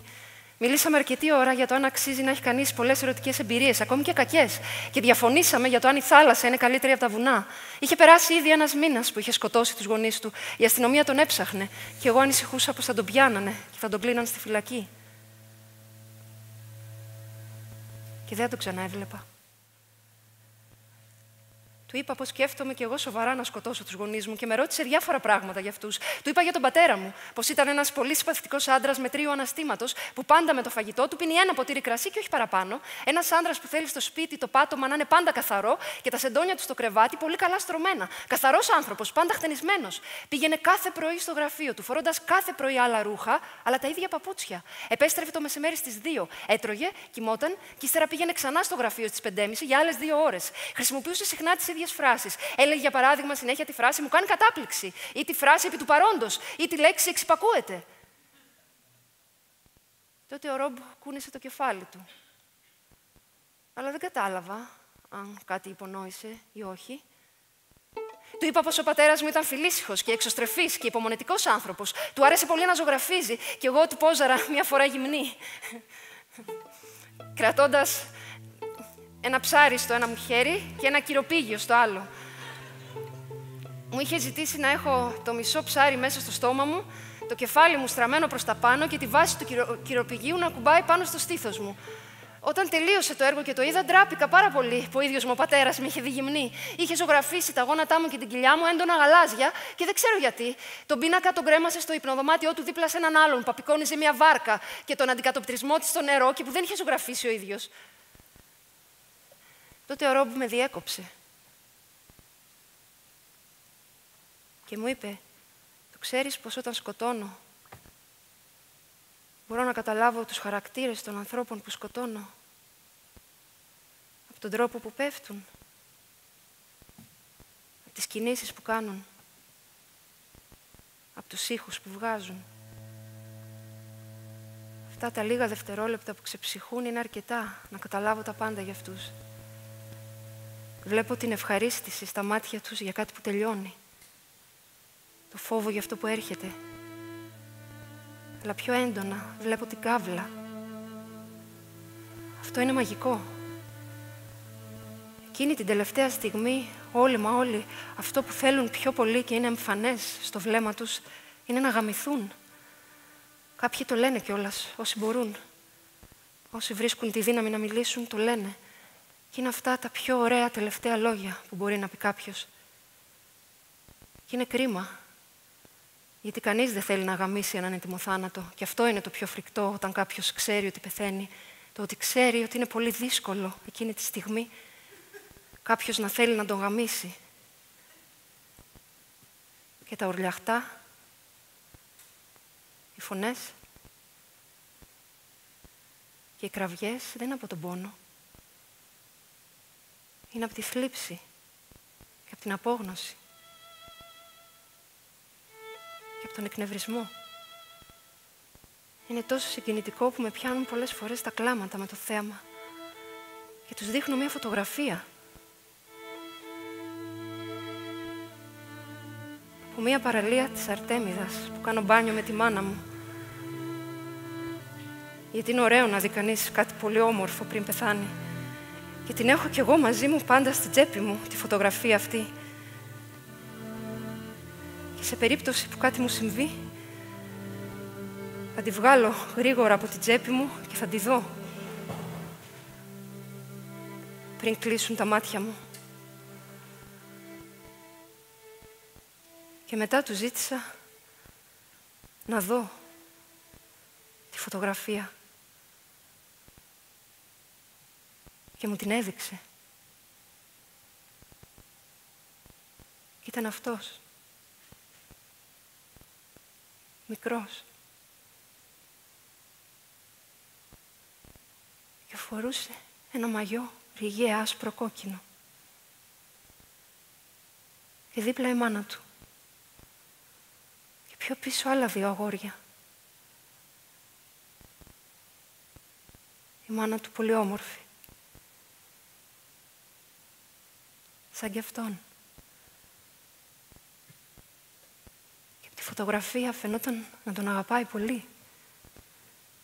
Και να του έχει εμπιστοσύνη.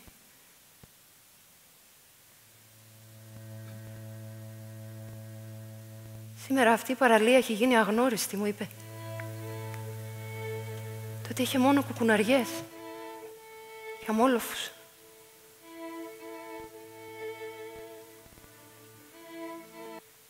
Ύστερα έγειρε το σώμα του μπροστά.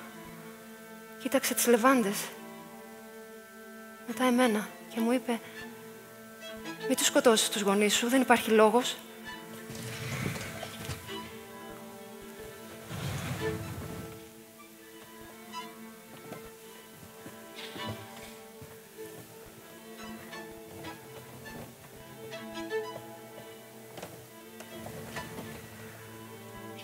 Μην τους σκοτώσεις, τους γονείς σου.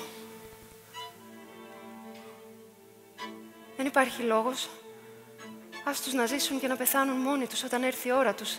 Καμιά φορά ξέρεις, αυτό αξίζει στους γονείς μας, να πεθαίνουν στην ώρα τους. Ύστερα περπατήσαμε μαζί για αρκετή ώρα. Αγάπησα το Ρόμπ μόλις τον είδα να περπατάει. Περπατούσε με αυτόν τον ωραίο τρόπο.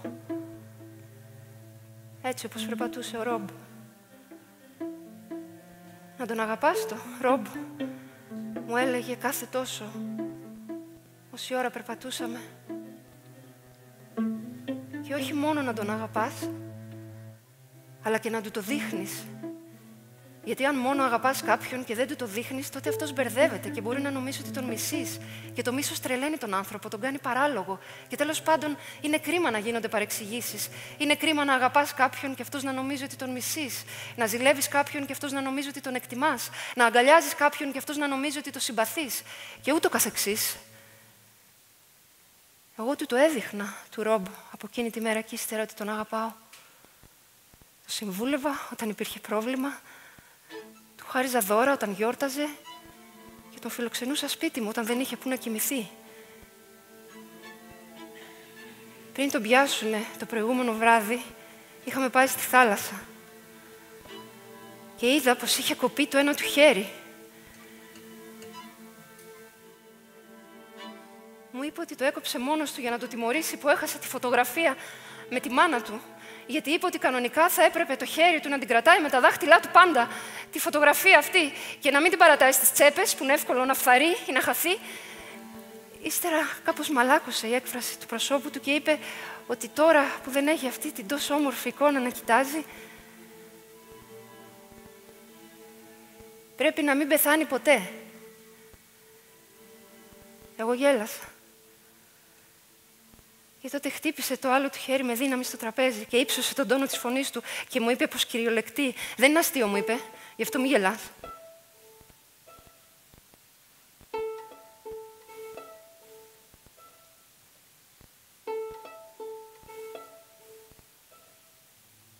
Φύγαμε. Μετά από μισή ώρα. Και δεν τον ξαναείδα ποτέ. Και είναι κρίμα γιατί πριν μερικά χρόνια όταν παντρεύτηκα και μετακόμισα από το παλιό μου σπίτι, βρήκα αυτή τη φωτογραφία με τη μάνα του κάτω από το μαξιλάρι του καναπέ, που μάλλον είχε ξεχάσει κάποιο βράδυ που κοιμήθηκε εκεί. Και ήταν η μάνα του στη θάλασσα.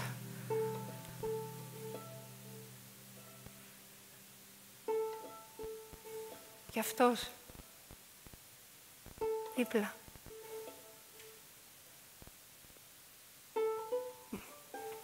Με αυτό το κόκκινο λευκό ριγέ μαγιό.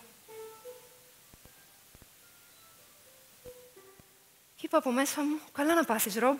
Με παρέσυρες και έκανα πράγματα που δεν ήθελα και έβλαψα ανθρώπους. Τότε ήμουν ευάλωτη, ευκολόπιστη, ασταθής. Σήμερα ξέρω ποιο είναι το σωστό. Τότε νόμιζα ότι ο Ρομπ θα ήταν περήφανος για όλα όσα κάναμε. Τώρα ξέρω ότι όλο αυτό δεν είχε κανένα νόημα. Καμία ομορφιά δεν προσφέραμε. Μόνο πόνο και θρήνο. Σήμερα ο άντρας μου είναι καθηγητής σε ένα πρότυπο σχολείο. Το σχολείο αυτό ιδρύθηκε στις 9 Σεπτεμβρίου του 1956. Έχει σαν σύμβολο μια πάλι κίτρινη μονόχρωμη σημαία και είναι αυτό που μαθαίνει στα παιδιά μας πόσο χρήσιμοι είναι τελικά όλοι οι άνθρωποι. Και οι εύσωμοι αλλά και οι ξανθοί. Και οι αγενείς αλλά και οι φιλόμουσοι. Τώρα μου είναι απόλυτα κατανοητό ότι έτσι πρέπει να είναι.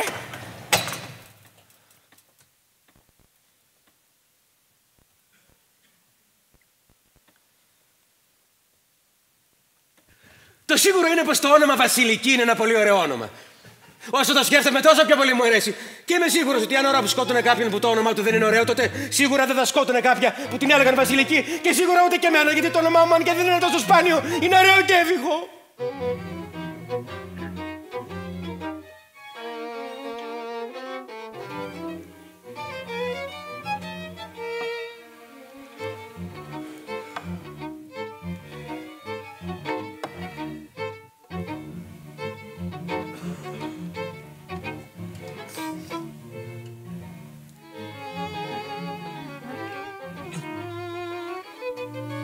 Τι ωραία μουσική!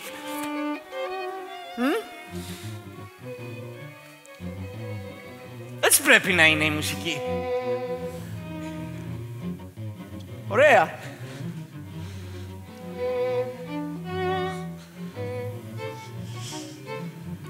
Παρ' όλα αυτά, ποιο σχολείο ιδρύθηκε στις 9 Σεπτεμβρίου του 1956? Δεν ξέρω. Δυστυχώς. Ούτε εγώ γνωρίζω. Λυπάμαι.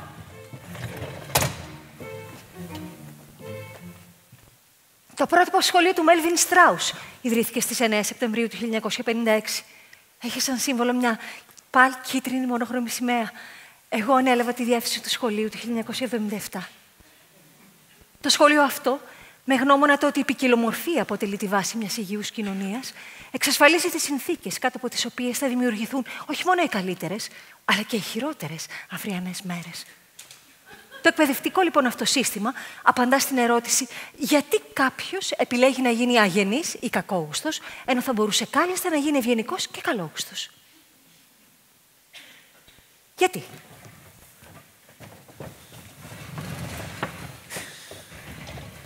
Δεν ξέρουμε, πείτε μας σας παρακαλώ. Δεν ξέρουμε. Πείτε μας, σας παρακαλούμε. Είναι κανείς από εσάς εδώ κακόγουστος? Εγώ δεν είμαι. Ούτε εγώ είμαι. Δεν είμαι. Δεν είμαστε, όχι. Γιατί κάποιος επιλέγει να γίνει αγενής ή κακόγουστος, ενώ θα μπορούσε κάλλιστα να γίνει ευγενικός και καλόγουστος. Η ζωή του θα ήταν πιο απλή, θα τον κατηγορούσαν λιγότερο, θα έβρισκε πιο εύκολα ερωτικό σύντροφο. Σας παρακαλούμε, πείτε μας. Η απάντηση είναι γιατί έτσι πρέπει. Ναι, σωστά, έτσι πρέπει. Σαν τα μικρόβια που είναι απαραίτητα μέσα σε κάθε οργανισμό. Ναι, ακριβώς. Έτσι και αυτοί οι αγενείς και οι κακόγουστοι χρειάζονται και είναι σημαντικοί σε ένα οποιοδήποτε κοινωνικό σύνολο. Το σχολείο λοιπόν αυτό ιδρύθηκε το 1956 από έναν πρώην ιδιοκτήτη εργοστασίου παπουτσιών και δερμάτινων ειδών, με έντονη όμως κοινωνική συνείδηση, τον Μέλβιν Στράους. Ο Δεύτερος Παγκόσμιος Πόλεμος, οι ανάγκες των πληθυσμών για επιβίωση και ισορροπία οδήγησαν τον κύριο Στράους, επέβαλαν στον κύριο Στράους για να είμαστε πιο ακριβείς, την πραγματοποίηση ενός ιδρύματος που έμελε τελικά να αλλάξει τον κόσμο μια για πάντα. Πολλά έχουν αλλάξει στον τρόπο λειτουργίας του σχολείου Στράους από τότε που άνοιξε τις πόρτες του στους πρώτους μαθητές. Τότε, για παράδειγμα, η φοιτηση δεν ήταν υποχρεωτική για όλους ανεξαιρέτως, ενώ τώρα είναι. Ένα όμως παραμένει το ίδιο. Η αφοσίωση των εκπαιδευτών στο θεάρεστο έργο τους και η συνεχής μέσα στα χρόνια εναρμόνιση του ομίλου του με τις ανάγκες των ανθρώπων, των κοινωνιών, του κόσμου γενικότερα. Η κατεύθυνση κάθε ανθρώπου μαθητή γίνεται μεσοκλήρωση στην ηλικία των 4 ετών. Εκεί κληρώνεται ο κλάδος που θα ακολουθήσει το κάθε παιδί, ή αλλιώς η τάξη στην οποία θα φοιτήσει. Υπάρχει, για παράδειγμα, η τάξη των ιδιοτελών, η τάξη των καπνιστών, η τάξη των ψυχικά ασθενών, η τάξη των δικηγόρων, η τάξη των συναισθηματικά γενναιόδωρων, η τάξη των αγροτών κτλ. Κάποιες τάξεις έχουν πλέον καταργηθεί, όπως η τάξη του κλασικού τραγουδιού και η τάξη των αθώων παιδιών. Τώρα, η διαδικασία έχει ως εξής. Αν υποθέσουμε, για παράδειγμα, ότι κάποιο παιδί κληρώνεται στην τάξη των ψευδών, τότε αυτομάτως με μια μικρή επέμβαση στη γλώσσα, με τοπική νάρκωση, δημιουργείται το ψεύδισμα και μετά η ύλη διδάσκεται κανονικά, χωρίς διαφορές από τις υπόλοιπες τάξεις. Αν όμως, για παράδειγμα, κάποιο παιδί κληρωθεί στην τάξη των υστερόβουλων ή στην τάξη των παράλογων, τότε οι διαδικασίες είναι πιο περίπλοκες. Χρειάζεται ειδική εκπαίδευση, τόσο σε ψυχολογικό όσο και σε συναισθηματικό επίπεδο. Αλλαγή σε τάξη γίνεται μόνο σε σπάνιες περιπτώσεις, μετά από αίτηση γονέων ή κηδεμόνων. Κάποιοι από τους γονείς θεωρούν άδικο για τα παιδιά τους το να μην έχουν επιλογή στο τι θα γίνουν. Αλλά αυτοί είναι επιπόλαιοι και εγωιστές. Καθόλου παράξενο, βέβαια, καθότι έχουν αποφοιτήσει από τις αντίστοιχες τάξεις. Δεν μπορούν όλοι αυτοί να καταλάβουν ότι οι φεδροί άνθρωποι, για παράδειγμα, είναι το ίδιο απαραίτητοι με τους χορευτές, οι βιαστές, οι ψαράδες, οι γλύπτες, οι μελαχρινοί, οι εύσωμοι. Είναι απαραίτητοι όλοι. Τώρα, το Ίδρυμα φυσικά δεν μπορεί να εξασφαλίσει την επιτυχημένη πορεία όλων αυτών. Θα υπάρχουν καλοί και κακοί γλύπτες, θα υπάρχουν καλοί και κακοί χρήστες ψυχοτρόπων ουσιών, θα υπάρχουν καλοί και κακοί εύσωμοι. Όσο για την κλήρωση, είναι η πιο δίκαιη διαδικασία. Γιατί καταλαβαίνετε τι θα γινόταν αν αφήναμε τους ανθρώπους ανεξέλεγκτους να επιλέξουν το τι θα γίνουν. Θα θέλανε όλοι να γίνουν έξυπνοι, οι γιατροί, οι πλούσιοι εστιατόρες, ή να έχουν τέλεια όραση και ακοή. Αν έχουν γίνει λάθη. Ναι, πιθανά να έχουν γίνει. Πιθανά κάποιος συμβολιογράφος με δυνατά πόδια να έπρεπε να γίνει ηθοποιός. Ή κάποια νοσηλεύτρια με ωραία φωνή να έπρεπε να γίνει εκφωνήτρια. Αλλά αυτά τα λάθη είναι τόσο λίγα που απλά επιβεβαιώνουν τον κανόνα. Τώρα, όσοι υποστηρίζουν ότι το Ίδρυμα, πέρα από χαρακτηριστικά και ιδιότητες ανθρώπων, εμπλέκεται σε διαδικασίες που έχουν να κάνουν με ελέγχους γεννήσεων ή θανάτων, είναι ψεύτες! Και οι κατηγορίες τους είναι ανυπόστατες. Ο Ρομπ παρακολούθησε την τάξη των αγροτών. Και το ότι αποφάσισε μετά να γίνει δολοφόνος χωρίς να είναι αυτό που ήξερε να κάνει, το πλήρωσε ακριβά. Αν είχε παραμείνει στην τάξη που έπρεπε, σήμερα θα ήταν ένας καλός αγρότης. Θα έβγαζε κάθε χρόνο την καλύτερη εισοδιά. Ακόμα και όταν οι καταιγίδες θα κατέστρεφαν τις καλλιέργειες των άλλων. Τον θυμάμαι όταν ήταν στο σχολείο, σημοφόρος κάθε χρόνο και επιμελής. Πάντα με καθαρή στολή, γυαλισμένες αρβίλες και σωστά δεμένο το μαλλινό μαντίλι στο λαιμό. Πάντα με το λευκό του βρακί γεμάτο αίματα να τριγυρνάει στους διαδρόμους του σχολείου τα μεσημέρια και να έρχεται στο γραφείο μου να του δώσω σουλφαμιδόσκονη και ιόδιο. Μην κόβεις, του έλεγα, το δέρμα σου σε αυτό το σημείο, γιατί μπορεί να κόψεις τους όρχες σου και μετά τα πράγματα θα είναι δύσκολα, του έλεγα. Και αυτός με κοιτούσε και μου έλεγε: προσέχω, μην ανησυχείτε, κυρία. Θυμάμαι και κάτι ακόμα. Όταν χρειάστηκε να τον τιμωρήσω σκληρά κάποια στιγμή, όταν είχε προσπαθήσει ένα βράδυ να δραπετεύσει από το σχολείο και είχα ζητήσει από όλο το τμήμα των μελλοντικών παιδεραστών να εξπερματώσουν μέσα στη σχολική του τσάντα, που ήξερα πόσο αγαπούσε, αν όχι από όλους από αυτούς που είχαν αρχίσει να μπορούν να εξπερματώνουν. Χθες βράδυ τον θυμήθηκα ξανά. Είχαμε μια γιορτή στο σχολείο και όλοι οι μαθητές στο ποράβλιο στέκονταν με τέτοιο τρόπο, ώστε αν κάποιος τους έβλεπε από ψηλά, αν κάποιος περνούσε με ελικόπτερο πάνω από το σχολείο, θα έβλεπε την φράση «Καλό Πάσχα», σχηματισμένη από ανθρώπους. Και το θυμήθηκα, γιατί σκέφτηκα ότι και ο Ρομπ θα το βλέπει από ψηλά και θα νιώθει περήφανος για το σχολείο του, που πέρασε τα καλύτερα χρόνια της ζωής του. Τα πιο αθώα και τα πιο ανέμελα. Έχω κάνει 4 εγχειρήσεις στα μάτια μου. Αλλά αυτό δεν είναι τίποτα μπροστά στο ότι θα μπορούσα να είμαι νεκρή τώρα. Συνεχίζω να δουλεύω στο κατάστημα οπτικών που δούλευα πάντα, αλλά όχι πια στο τμήμα πωλήσεων.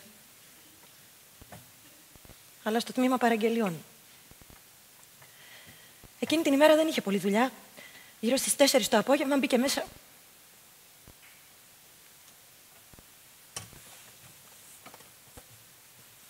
Αυτός ο νεαρός, ο οποίος ήταν πολύ καλά ντυμένος, μαζί με αυτήν, την κοπέλα.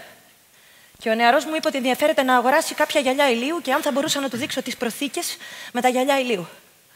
Αυτό θα έκανα έτσι κι αλλιώς, γιατί αυτή είναι η δουλειά μου και την ξέρω πολύ καλά. Και ξέρω πολύ καλά. Συγχωρείτε.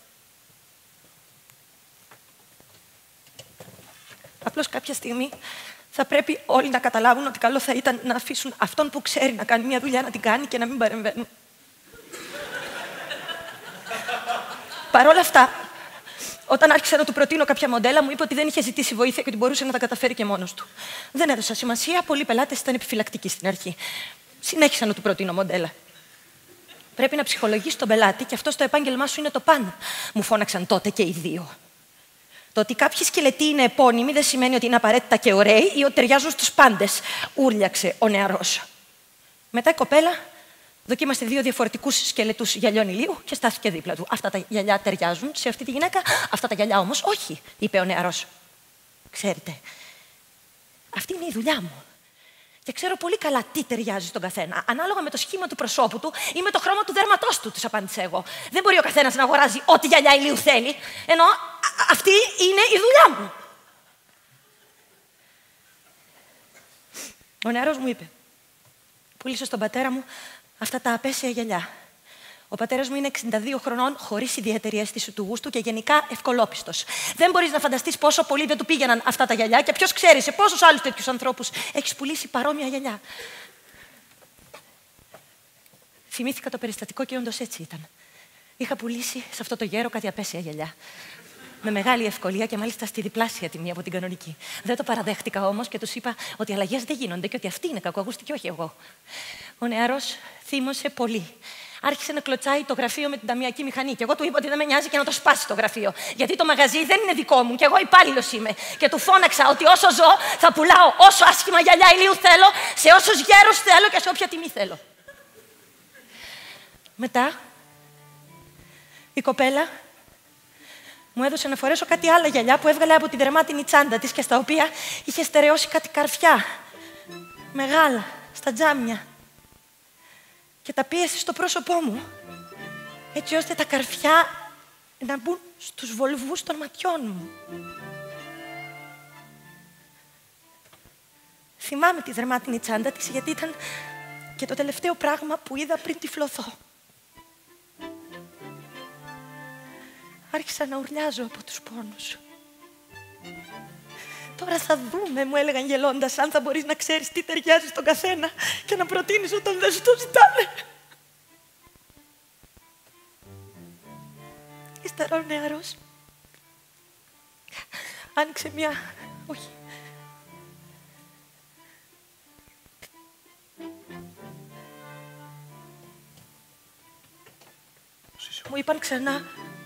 Μου είπαν ξανά ότι έπρεπε να ψυχολογώ τον κάθε πελάτη και μου επανέλαβαν ότι κάποιοι χρειάζονται βοήθεια και κάποιοι όχι.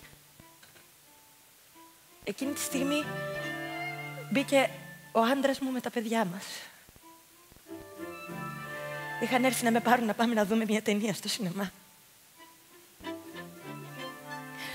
Μόλις ο άντρας μου μπήκε μέσα, τον έπιασαν και τον έδεσαν στην καρέκλα όπου οι πελάτες κάθονται για να δοκιμάσουν τους σκελετούς τους στο μικρό καθρέφτη του πάγκου. Δεν ήταν πολύ καλά ντυμένος. Φορούσε ένα σακάκι που δεν τέριαζε με το παντελόνι του και κάτι απέσια παπούτσια που επέμενε να τα φοράει, ενώ του είχα πει επανελειμμένος ότι είχε πολύ καλύτερα από αυτά. Κόκκινο μπλε. Κόκκινο μπλε. Το ρώτησαν τι δουλειά κάνει. Τους είπε αρχιτέκτονας και έπειτα το ρώτησαν ποια κτίρια έχει σχεδιάσει στην πόλη. Στάθηκαν σε μια πολυκατοικία που είχε φτιάξει στα προάστια της πόλης. Και σχολίασαν πόσο άσχημη είναι. Κόκκινο μπλε. Τον αποκάλεσαν κι αυτόν κακόγουστο. Έπειτα ο νεαρός άνοιξε μία βαλίτσα και έβγαλε από μέσα χρωματιστές κόλλες χαρτί μεγέθους Α4. Κόκκινο μπλε. Έριξε στον άντρα μου μία μπουνιά στη μύτη και έπειτα άλλη μία, σπουμάτωσε. Στην αρχή του σκούπισε το αίμα με το κίτρινο χαρτί. Κόκκινο-κίτρινο, του είπε. Μπλε. Έπειτα του σκούπισε το αίμα με το μπλε χαρτί. Κόκκινο μπλε, του είπε. Έπειτα του σκούπισε το αίμα με το κόκκινο χαρτί, όπου δεν φαίνονταν τίποτα. Υποθέτω, δεν ξέρω γιατί εγώ δεν έβλεπα. Και τέλος με το πράσινο. Κόκκινο μπλε, κόκκινο κίτρινο, κόκκινο πράσινο, κόκκινο σκούρο με κόκκινο πιο ανοιχτό. Ποιο συνδυασμό χρωμάτων θεωρείς ότι είναι ο καλύτερος? Κόκκινο μπλε. Ξέρω, είπε ο άντρας μου. Κόκκινο μπλε, πες μπαμπά, είπε ο γιος μας. Κόκκινο πράσινο, είπε ο άντρας μου.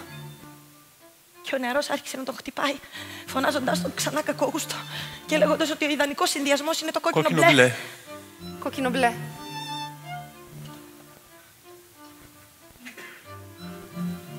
Μας άφησαν εκεί να αιμορραγούμε και οι δύο και έφυγαν. Αν ο άντρας μου είχε πει αυτό που του είχε πει το παιδί, δεν θα είχε πάθει τίποτα.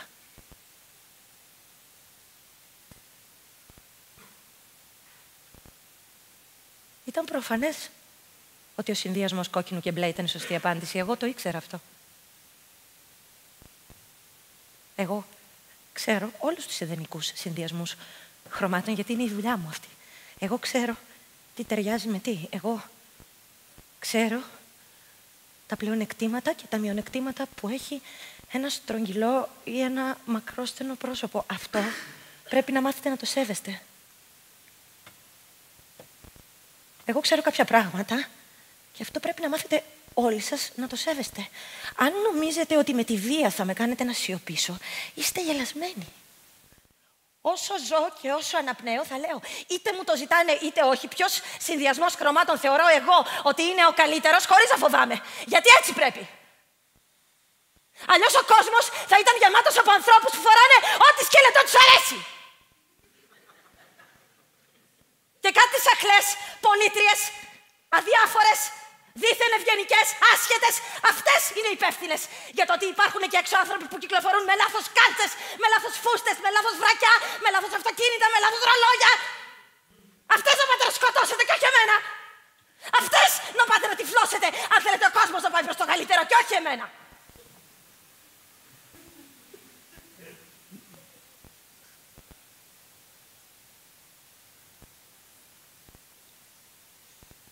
Ακόμα βλέπω εφιάλτες από εκείνη την ημέρα.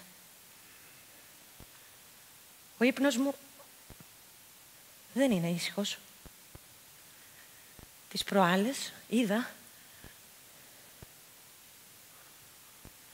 ότι ένα άλογο μου μίλησε και μου είπε ότι αν μου γλύψει τα μάτια θα σταματήσω να πονάω. Και εγώ το καβάλισα. Και τρέξαμε στα πανέμορφα τοπία της Σκωτίας, τα οποία δεν έχω επισκεφθεί, αλλά μου έχουν πει πόσο όμορφα είναι. Αλλά μετά έπεσα. Και το άλογο έβγαλε τη γλώσσα του και με πλησίασε, αλλά δεν έβαλε τη γλώσσα του στα μάτια μου. Έβαλε τα πόδια του. Που ήταν γεμάτα καρφιά και εκεί ξύπνησε. Στο τμήμα των ζώων του σχολείου Στράους εκπαιδεύονται όλων των ειδών τα ζώα πριν να φεθούν ελεύθερα στη φύση. Εκεί γίνονται οι σκύλοι πιστοί, οι λύκοι άγριοι, τα ψάρια σιωπηλά, τα αρνιά ευγενικά, τα κουνούπια επιθετικά.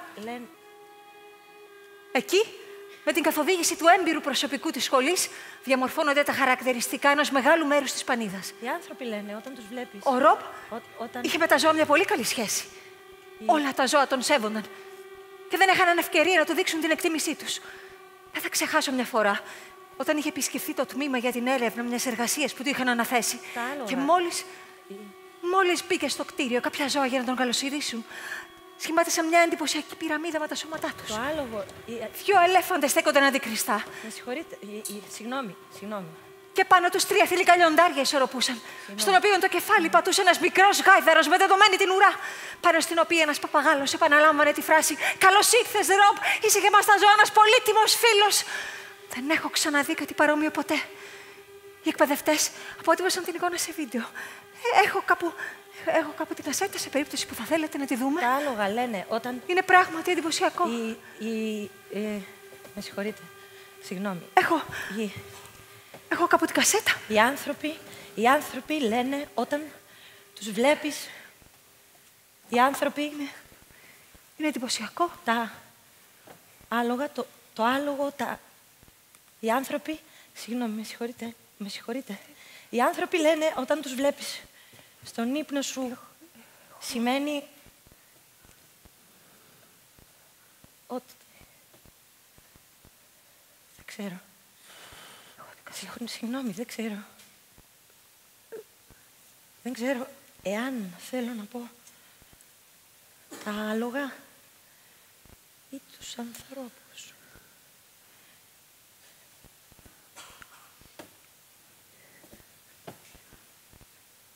Συγγνώμη.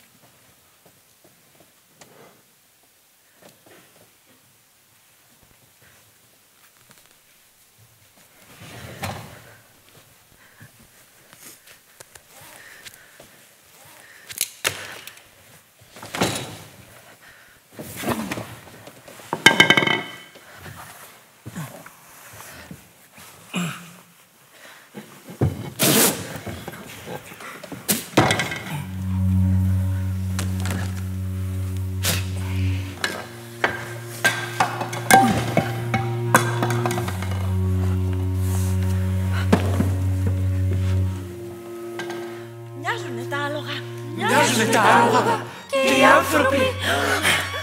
Μοιάζουνε τα άλογα και οι άνθρωποι. Και αυτό καμιά φορά μας μπερδεύει.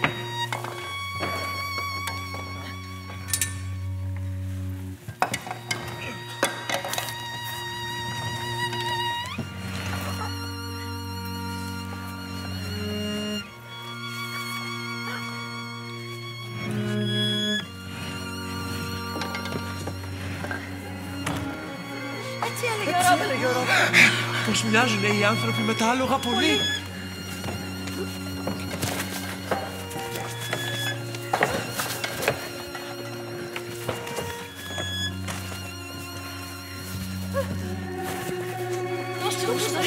Δεν βλέπουμε αναβάτες και ζώα. Αλλά δύο ανθρώπους βλέπουμε που αγκαλιασμένοι τρέχουν δίπλα σε άλλα ζευγάρια. Αυτά έλεγε ο Ρομπ. Για τους ανθρώπους και τα άλογα. Τα μάτια τους και οι αλογοουρές τους, άνθρωποι κι άλογα, ίδιο αίμα.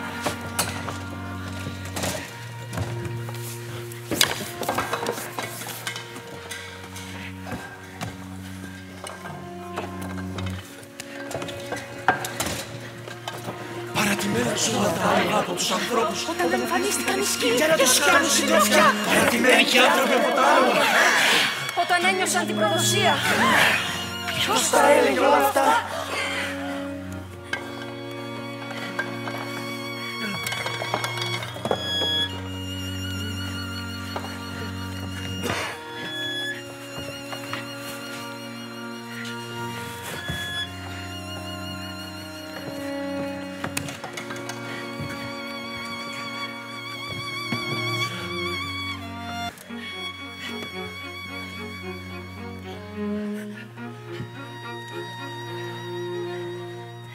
Ο Ρομπ τα έλεγε συχνά.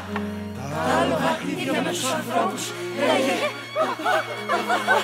κι αυτοί χωρίς λογική και χωρίς λόγο. Έλεγε κοιτάζουν τα άλογα. Έλεγε και μπερδευόμαστε συχνά και βάζουμε ανθρώπους. Ο Ρομπ τα έλεγε συχνά και μπερδευόμαστε συχνά και βάζουμε ανθρώπους. Καβαλάμε ανθρώπους και τους βάζουμε να μας περάσουν Στα ποτάμια, απέναντι. Και αυτοί πνίγονται αμέσως και τους αφήνουμε εκεί. Λες κι είναι άλογα. Λες κι είναι άλογα. Δεν μας μπερδεύουν, έλεγε. Και βάζουμε άλογα στο κρεβάτι μας. Ο Ρομπ τα έλεγε συχνά. Και μπερδευόμαστε συχνά και βάζουμε ανθρώπους. Και γαμιόμαστε με άλογα, έλεγε. Και αυτά βρωμίζουν τα σεντόνια. Έλεγε.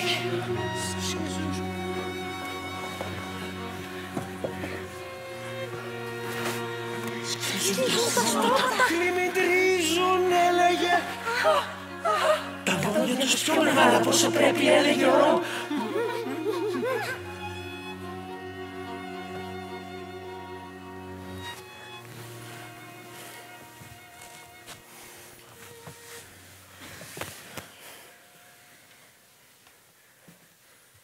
Ο Ρομπ τα έλεγε συχνά. Και μπερδευόμαστε συχνά και βάζουμε ανθρώπους. Έλεγε ο Ρομπ.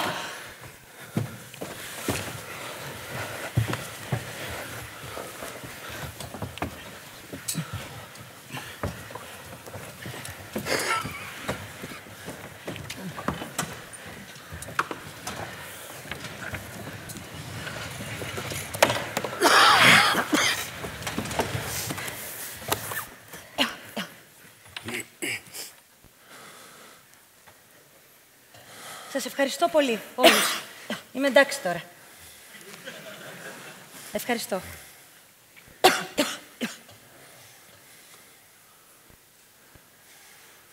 Τα άλογα λένε όταν τα βλέπεις στον ύπνο σου σημαίνει ότι κάποιος συγγενής σου θα παντρευτεί. Για να δούμε.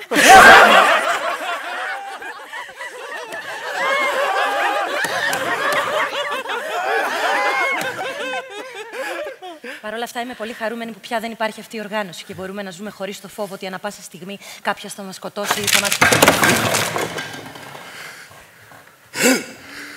βασανίσει. Όσο για το Ρομπ, ένιωσα μεγάλη ικανοποίηση όταν έμαθα ότι κρεμάστηκε στο κελί του με ένα ναυτικό σκοινί που έκλεψε από κάποιον ρυψοκίνδυνο και επιδειξιομανή ιστιοπλό.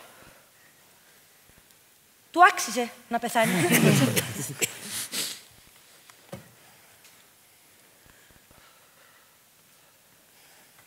Τα παιδιά μου είναι 20 και 22 χρονών. Αναβλητικός ο ένας, ξανθός ο άλλος. Τα εγγόνια μου είναι 10 και 12 αντίστοιχα. Επιπόλαιος ο ένας, μελαχρινός ο άλλος. Είναι κανείς από εσάς επιπόλαιος? Εγώ επιπόλαιος δεν είμαι. Ούτε εγώ. Εκείνοι που είναι επιπόλαιοι και που μιλάνε αργά, αυτοί είναι οι χειρότεροι συνομιλητές, κατά τη γνώμη μου. Ούτε εγώ είμαι επιπόλαιος. Κανείς μας δεν είναι επιπόλαιος. Ούτε εγώ είμαι επιπόλαιη.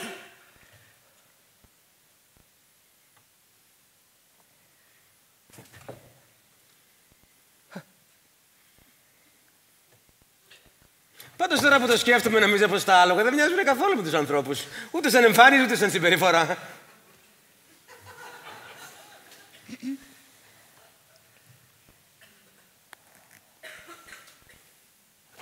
Ο κύριος Σαμ ήταν επιπόλαιος. Αυτός, ναι, μπαμπά, ήταν πράγματι επιπόλαιος.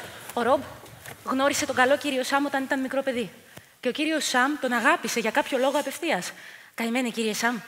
Δεν πέρασαν ούτε μέρες, ούτε καν ώρες από την πρώτη στιγμή που τον είδε και αμέσως του αφοσιώθηκε απολύτως.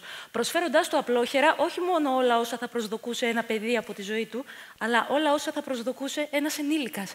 Ο κύριος αυτός, τον οποίο μόνο μία φορά είδα στη ζωή μου, στα 15 γενέθλια του Ρομπ, ήταν ένας ευκατάστατος κύριος, ευγενικός και μετρίου αναστήματος. Έγραφε το όνομά του με 2 μη. Το οποίο με είχε εντυπωσιάσει και είχα ρωτήσει τον Ρομπ γιατί το έγραφε έτσι. Αλλά εκείνος μου είχε πει ότι ήξερε, αλλά δεν ήθελε να μου πει. Τα μάτια του κύριου Σαμ ήταν γλυκά και τα μαλλιά του δεν είχαν ασπρίσει σχεδόν καθόλου. Καημένε, κύριε Σαμ.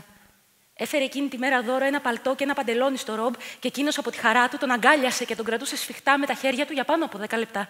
Τα υπόλοιπα παιδιά που είχαν μαζευτεί σπίτι μας για τη γιορτή είχαν μείνει άφωνα όλα από την κομψότητα και το άψογο ύφασμα τόσο του παλτού όσο και του παντελονιού. Οι γονείς μας συμπαθούσαν τον κύριο Σαμ και μιλούσαν συχνά για αυτόν και για την οικογένειά του με τα καλύτερα λόγια. Ο κύριος Σαμ έδειχνε για το Ρομπ την ίδια αγάπη που έδειχνε για τα παιδιά του. Πολλές φορές τον έπαιρναν μαζί τους διακοπές σε ακριβά ξενοδοχεία ευρωπαϊκών πόλεων και όταν γύριζε ο Ρομπ μου έλεγε πόσο ωραία φάγανε και μου έδειχνε φωτογραφίες αναμνηστικές. Κάθε φορά που ο αδερφός μου έμπλεκε σε φασαρίες, πάντα ο κύριος Σαμ τον βοηθούσε και πάντα του έδινε τις πιο σωστές συμβουλές από όλους μας. Όταν ο Ρομπ δεν είχε χρήματα, ο κύριος Σαμ του δάνειζε. Όταν ο Ρομπ αρρώστησε και νοσηλεύτηκε στο νοσοκομείο για 8 ημέρες, ο κύριος Σαμ ήταν κάθε βράδυ εκεί και καθόταν ξάγρυπνος δίπλα του και τον τάιζε. Όταν κάηκε το δωμάτιο του Ρομπ, ο κύριος Σαμ του παραχώρησε το δωμάτιο του μεγάλου του γιου μέχρι να αποκατασταθούν ζημιές. Όταν ο Ρομπ πήρε το πτυχίο του στην νομική, ο κύριος Σαμ του νίκιασε ένα ευρύ χορογραφείο με δερμάτινα έπιπλα και ωραία θέα στο κέντρο της πόλης. Κάθε φορά που ο αδερφός μου στεναχωρούσε τον κύριο Σαμ, εκείνος πάντα του έδινε να καταλάβει ότι είχε ενοχληθεί, αλλά χωρίς ποτέ να του δίνει την αίσθηση ότι δεν τον αγαπάει. Εμένα, ο κύριος αυτός με αγαπούσε.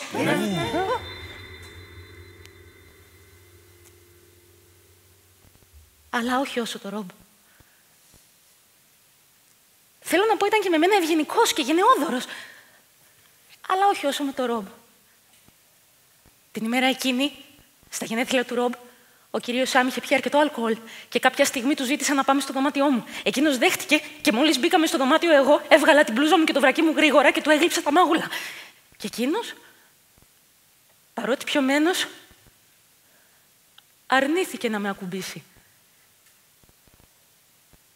Επειδή ήμουν μικρή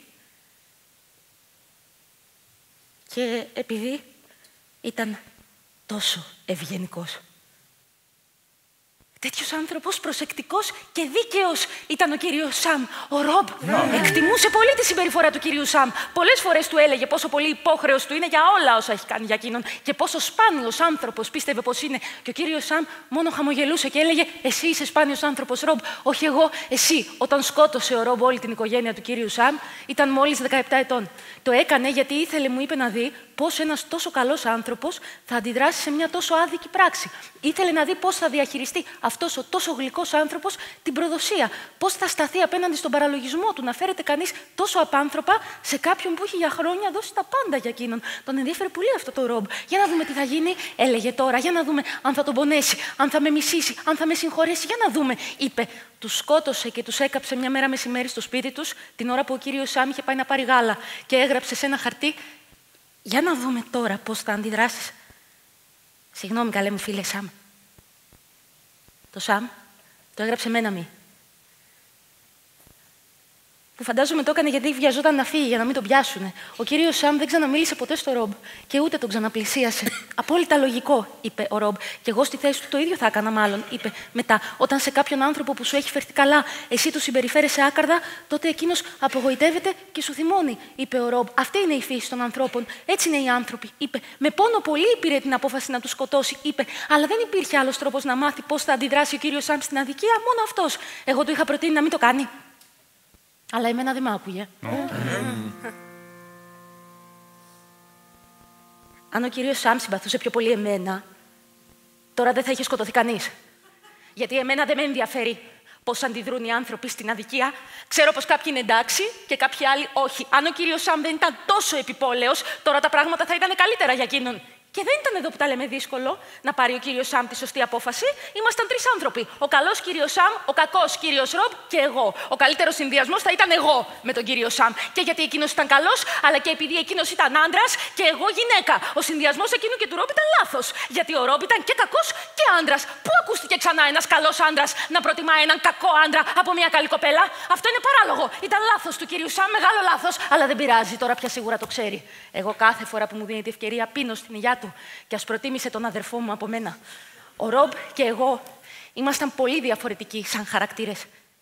Εγώ ήμουν πιο κοινωνική πάντα. Και πιο συναισθηματική. Και πιο ψύχρεμη στις δυσκολίες που αντιμετωπίζει κανείς στη δουλειά ή στο σπίτι καθημερινά. Εκείνος ήταν άσχημος και φοβισμένος. Και το στόμα του δεν ήταν από τα στόματα που θα θέλει κάποιο κορίτσι να φιλήσει. Εγώ τον φιλούσα. Αλλά εγώ ήμουν αδερφή του. Και το έκανε επειδή τον λυπόμουν. Και ο πατέρας μας τον φιλούσε στο στόμα από λύπηση. Το ξέρω αυτό. Μου το είχε πει ο μπαμπάς πριν πεθάνει. Εγώ πάντα είχα μια κανονική σεξουαλική ζωή. Τα αγόρια με τα οποία σχετιζόμουν ήταν όλα καλά παιδιά και με προσέχαν. Και εγώ ποτέ δεν είχα από εκείνους οικονομικές απαιτήσεις. Και όταν κοιμόμουν μαζί τους, ποτέ δεν έβαζα το χέρι μου σε σημεία που εκείνοι δεν θέλανε. Δεν σχαινόμουν ούτε στο στόμα να με φυλάνε, ούτε τα μαλλιά να μου χαϊδεύουν, ούτε τα πόδια τους να ακουμπάνε στα δικά μου. Ο Ρομπ με ζήλευε.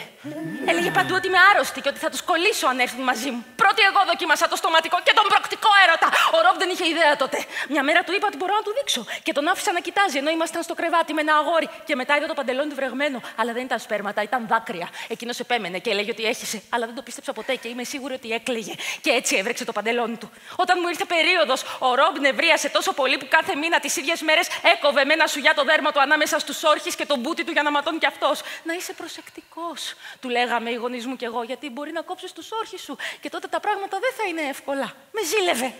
Γιατί εγώ ήμουν πιο ψηλή από εκείνον. Και εκείνος ήξερε πόσο σιχαμένο είναι να είναι κανείς κοντός.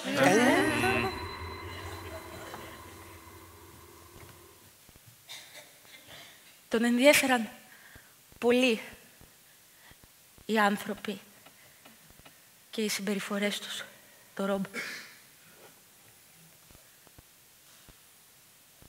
Σκοτώνουν ανθρώπους μόνο εκείνοι που ενδιαφέρονται για τους ανθρώπους. Έλεγε. Εγώ πάντα προσπαθούσα να τον βοηθήσω και οικονομικά και ψυχολογικά. Γι' αυτό είναι τα αδέρφια, του έλεγα. Εκείνος όμως δεν ήθελε να έχει μαζί μου σχέσεις. Θεωρούσε ότι δεν έχω κανένα ενδιαφέρον για εκείνον. Δεν έλεγε μάλιστα ότι είμαστε αδέρφια. Με παρουσίαζε σαν ξαδέρφη του ή σαν ανιψιά του. Αυτό με πίκραινε πολύ. Αλλά μέσα μου έλεγα ότι η τιμωρία του είναι σκληρή, χωρίς να χρειάζεται να κάνω κάτι γι' αυτό εγώ. Ό,τι και να έλεγε στους ξένους, ήξερε καλά πως μέσα στο σώμα του κυλάει το ίδιο αίμα με το δικό μου. Ήξερε πως η ίδια μάνα μας έχει φέρει στη ζωή και αυτό δεν θα τον αφήσει ποτέ να ησυχάσει. Εγώ δεν χρειάστηκε να κάνω τίποτα για να τον τιμωρήσω. Και μόνο που υπήρχα, έφτανε. Κανονικά εγώ θα έπρεπε να ντρέπομαι να λέω ότι ήταν αδερφός μου αυτός ο δολοφόνος. Κανονικά εγώ θα έπρεπε να αλλάξω το όνομά μου για να μην με συνδέει ο κόσμος με αυτό το τέρας, αλλά όχι. Εγώ δεν είμαι δειλή σαν κι αυτόν. Έτσι είναι τα πράγματα. Και όχι μόνο δεν ντρέπομαι γι' αυτόν, αλλά μερικές φορές τον δικαιολογώ. Γιατί ξέρω ότι δεν έκανε τίποτα από κακία ή από φθόνο, περίεργος ήταν. Δεν ήταν κακοπροαίρετος. Και εγώ και ο κύριος Σαμ και όλοι όσοι ήμασταν δίπλα του τόσα χρόνια ξέρουμε καλά πως πρόκειται για έναν άνθρωπο που δεν ήταν κακοπροαίρετος, βλάκας ήτανε. Μα πια! Σε αυτό το σημείο θα πρέπει να κάνω μια μικρή αναδρομή σε όσα έχουν υποθεί μέχρι στιγμής, έτσι ώστε να καταλάβουμε πού βρισκόμαστε.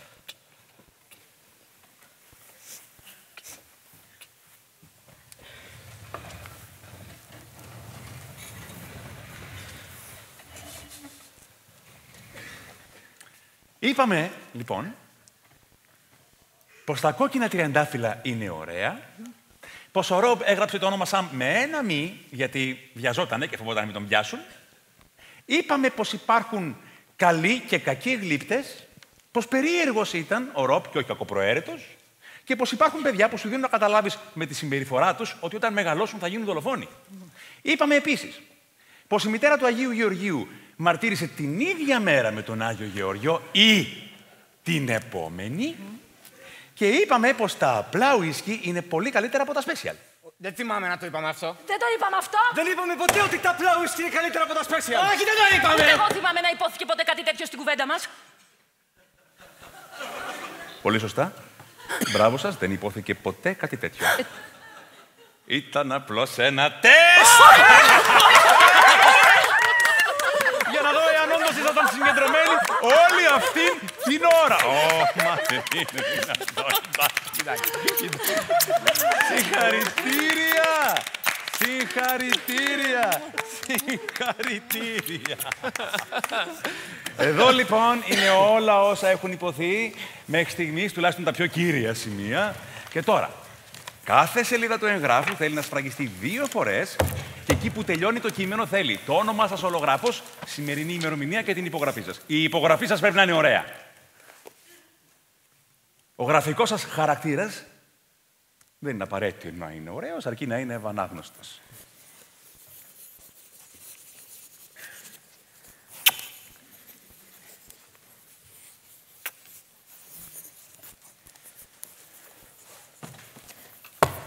Νομίζω λοιπόν πως τελειώσαμε για απόψε. Σας ευχαριστώ πάρα πολύ για όλα. Ήσασταν όλοι σαφείς στο λόγο σας και κανένας δεν έσπασε το ποτήρι όταν το χτύπησε με το μαχαίρι για να κάνει κάποια πρόποση. Μπράβο σας! Επίσης, κανένας δεν χόρεψε κοντά στο τραπέζι έτσι ώστε να ενοχλήσει κάποιον από τους συνδετημόνες. Σας αξίζουν τα συγχαρητήριά μου. Έτσι πρέπει να είναι οι συναντήσεις των ανθρώπων. Πολιτισμένες και ενδιαφέρουσες. Συμφωνείτε? Και βέβαια συμφωνούμε. Το είπαμε και πριν, αλλά δεν μας ακούσατε. Είπαμε πόσο όμορφη και ενδιαφέρουσα συζήτηση κάνουμε απόψε μεταξύ μας. Και βέβαια συμφωνούμε. Ωραία. Κι όσο για την αγάπη δεν χρειάζεται να σας το πω εγώ. Η αγάπη σας πρέπει να είναι αγνή.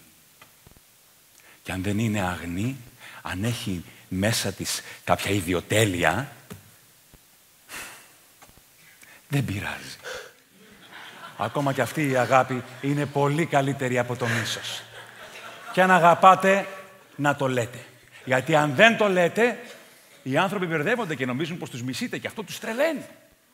Παρ' όλα αυτά, έτσι πρέπει να είναι οι συναντήσεις των ανθρώπων. Ολοκληρωμένες και σαφείς. Γιατί αλλιώς χάνετε χρόνο. Και δεν είναι ότι δεν έχετε χρόνο. Έχετε. Αλλά γιατί να τον ξοδεύετε σε ανούσιες συναντήσεις όταν μπορείτε να τον εκμεταλλευτείτε για μελέτη. Ή για σωματική άσκηση. Ή για χορό. Αν σας ευχαριστεί. Σας ευχαριστεί ο χορός. Μας ευχαριστεί όλους πολύ. Ωραία. Τότε λοιπόν μπορείτε να σηκωθείτε όλοι όρθιοι και να χορέψει ο καθένας ό,τι θέλει.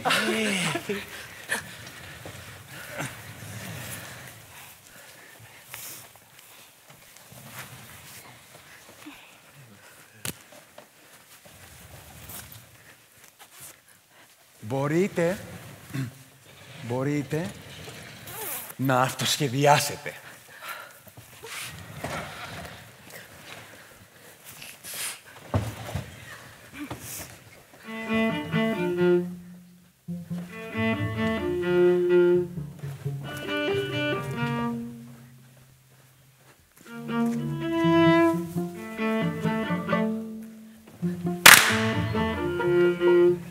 Αρκετά χορέψαμε. Πέρασε η ώρα πια.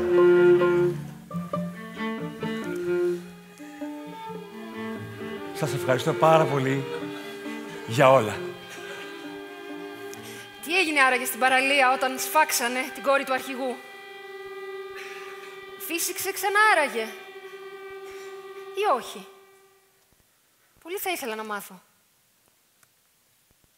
Αγνή αγάπη, ωραίο. Όχι αγνή αγάπη, άσχημο. Να πω μόνο κάτι ακόμα. Αγνή αγάπη, ωραίο. Όχι αγνή αγάπη, άσχημο. Συμφωνώ απόλυτα.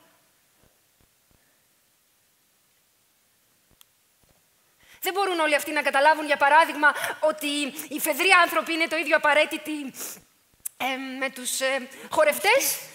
Οι ψαράδες, οι βιαστές, οι εύσωμοι, οι μελαχρινοί, είναι απαραίτητοι όλοι. Ωραία πορτοκάλια και όμορφη βραδιά και καταπληκτική μουσική απόψε, αλλά πολύ θα ήθελα να μάθω αν φύσηξε. Να πω μόνο κάτι ακόμα.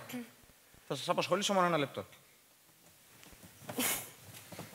Συμφωνώ απόλυτα πως τα κόκκινα τριαντάφυλλα είναι ωραία και πως υπάρχουν παιδιά που σου δίνουν να καταλάβεις με τη συμπεριφορά τους πως όταν μεγαλώσουν θα γίνουν δολοφόνοι. Από μικρά έχουν στο βλέμμα την κακία, το μίσος, το φθόνο, βρίζουν και χτυπάνε τα υπόλοιπα παιδιά, βάζουν φωτιές σε ζώα ζωντανά, κλέβουν παγωτά και κουλούρια, μιλάνε άσχημα στους γονείς τους, δεν κοιμούνται τα μεσημέρια και δεν τους αρέσει να τα λούζουνε. Ο Ρομπ δεν ήταν έτσι. Ήταν ένα ευγενικό και φιλήσυχο παιδί. Γνωριστήκαμε καθώς εγώ έμενα πολύ κοντά στο σπίτι του. Ο πατέρας μου είχε ένα πολύ ωραίο όπλο, το οποίο έκλεβα συχνά. Και πολύ του άρεσε του Ρομπ αυτό το όπλο. Μια μέρα που σημάδευα σπουργίτια, με πλησίασε και μου είπε «Γεια σου, τι σημαδεύεις?» «Σπουργίτια», του είπα. «Μόνο σπουργίτια σου αρέσει να σημαδεύεις?» με ρώτησε. «Όχι», του απάντησα εγώ, «και άλλα ζώα». Έβαλε τα γέλια, χωρίς να καταλάβω γιατί, και έφυγε τρέχοντας. «Σπουργίτια». Ήταν 4 χρόνια μικρότερός μου, αλλά πολύ πιο ψηλός από μένα. Ο πατέρας μου νοικιάζε ένα διαμέρισμα εκεί κοντά σε ένα γιατρό. Εγώ είχα βγάλει αντικλείδια. Και ο πατέρας μου, όταν ο γιατρός πήγαινε στο νοσοκομείο, εγώ και ο Ρομπ μπαίναμε κρυφά στο διαμέρισμα. Χαζεύαμε τα πορνογραφικά περιοδικά του γιατρού. Και μετά βγάζαμε τα ρούχα μας. Και βγάζαμε φωτογραφίες, ίδιες με αυτές που βλέπαμε στα περιοδικά. Εγώ έκανα τον άντρα συνήθως. Και ο Ρομπ τη γυναίκα. Αυτά τα φιλμ τα είχα πάει για εμφάνιση, αλλά ποτέ δεν πήγα στο κατάστημα να τα παραλάβω, γιατί ντρεπόμουν. Πολύ θα ήθελα να τις είχα αυτές τις φωτογραφίες για να τον θυμάμαι. Καμιά φορά φοράγαμε τα ρούχα του γιατρού. Και ο Ρομπ συνέχιζε να κάνει τη γυναίκα, ακόμα και όταν φόραγε τα ρούχα του γιατρού. Και αυτό δεν είχε απολύτως κανένα νόημα. Μου έλεγε πως έχει νόημα, γιατί είναι γυναίκα γιατρός. Και μετά έπινε μια μπύρα. Εγώ πάντα φοβόμουν και του έλεγα ότι καλό θα ήταν να μην πιούμε, γιατί αν καταλάβουν ότι λείπουν μπύρες θα μας υποψιαστούν. Αλλά ποτέ δεν μας υποψιάστηκαν. Μόνο μια φορά κινδυνεύσαμε που γύρισε ο νοικιαστής νωρίτερα και ήμασταν μέσα και κρυφτήκαμε μέσα στο μικρό δωμάτιο που ήταν αποθήκη. Ο γιατρός κάθισε στον καναπέ και αφού έφαγε πουρέ και φτερούγιο σκοτόπουλο που είχε φέρει μαζί του από κάποιο εστιατόριο, μετά πήρε στο τηλέφωνο μάλλον μια γυναίκα που διατηρούσε μαζί τις σχέσεις. «Έλα τώρα εδώ, γιατί αλλιώς θα το μετανιώσεις», της είπε. Τον πιάσανε τα κλάματα κάποια στιγμή και εμείς γελάσαμε τόσο πολύ που χρειάστηκε να βάλουμε το χέρι μας στο στόμα για να μην ακουστούμε. Ύστερα, όταν έκλεισε το τηλέφωνο και οι δύο πιστεύαμε ότι θα αυνανιστεί με τα πορνογραφικά περιοδικά που είχε. Αλλά όχι, αυτός σηκώθηκε, έβαλε τις πιτζάμες του και κοιμήθηκε. Οπότε και φύγαμε. Μια άλλη φορά που ήταν ο Ρομπ στο σπίτι μου και ήταν και η ξαδέρφη μου εκεί, θυμάμαι, και καθίσαμε στο κρεβάτι μου και η ξαδέρφη μου μας διάβαζε κάποια αποσπάσματα από την Άννα Καρένινα, που ήταν το αγαπημένο της βιβλίο. Και μετά μπήκε μέσα στο δωμάτιο η μάνα της και της έδωσε 2 χαστούκια γιατί είχε ανακαλύψει ότι η μικρή της είχε κλέψει το κραγιόν και είχε βάψει τα χείλια της. Εγώ και ο Ρομπ δεν γελάσαμε, μόνο της είπαμε μετά να μην στεναχωριέται και ότι η μητέρα της είχε δίκιο. Εάν ήθελε το κραγιόν θα μπορούσε να της το ζητήσει. Και ότι εξάλλου ήταν πολύ μικρή για να βάφεται. Ποτέ δεν χαθήκαμε με το Ρομπ. Μιλούσαμε κάθε μέρα στο τηλέφωνο και μάθαινα τα νέα του. Μια μέρα πριν πεθάνει, μου είχε πει «Να σου πω κάτι, αύριο θα πεθάνω».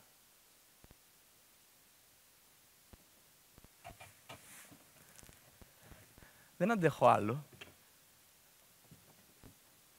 Σε καταλαβαίνω, του είπα εγώ. Να το κάνεις. Άκου να δεις, του είπα, να μην είσαι δειλός. Να το κάνεις, εάν θες. να βρεις τους θεούς, να πας κατά πάνω τους. Και άμα σε σταματήσουν, τότε να τους δώσεις χρυσό και διαμάντια, γιατί έτσι ξεγέλιονται αυτοί.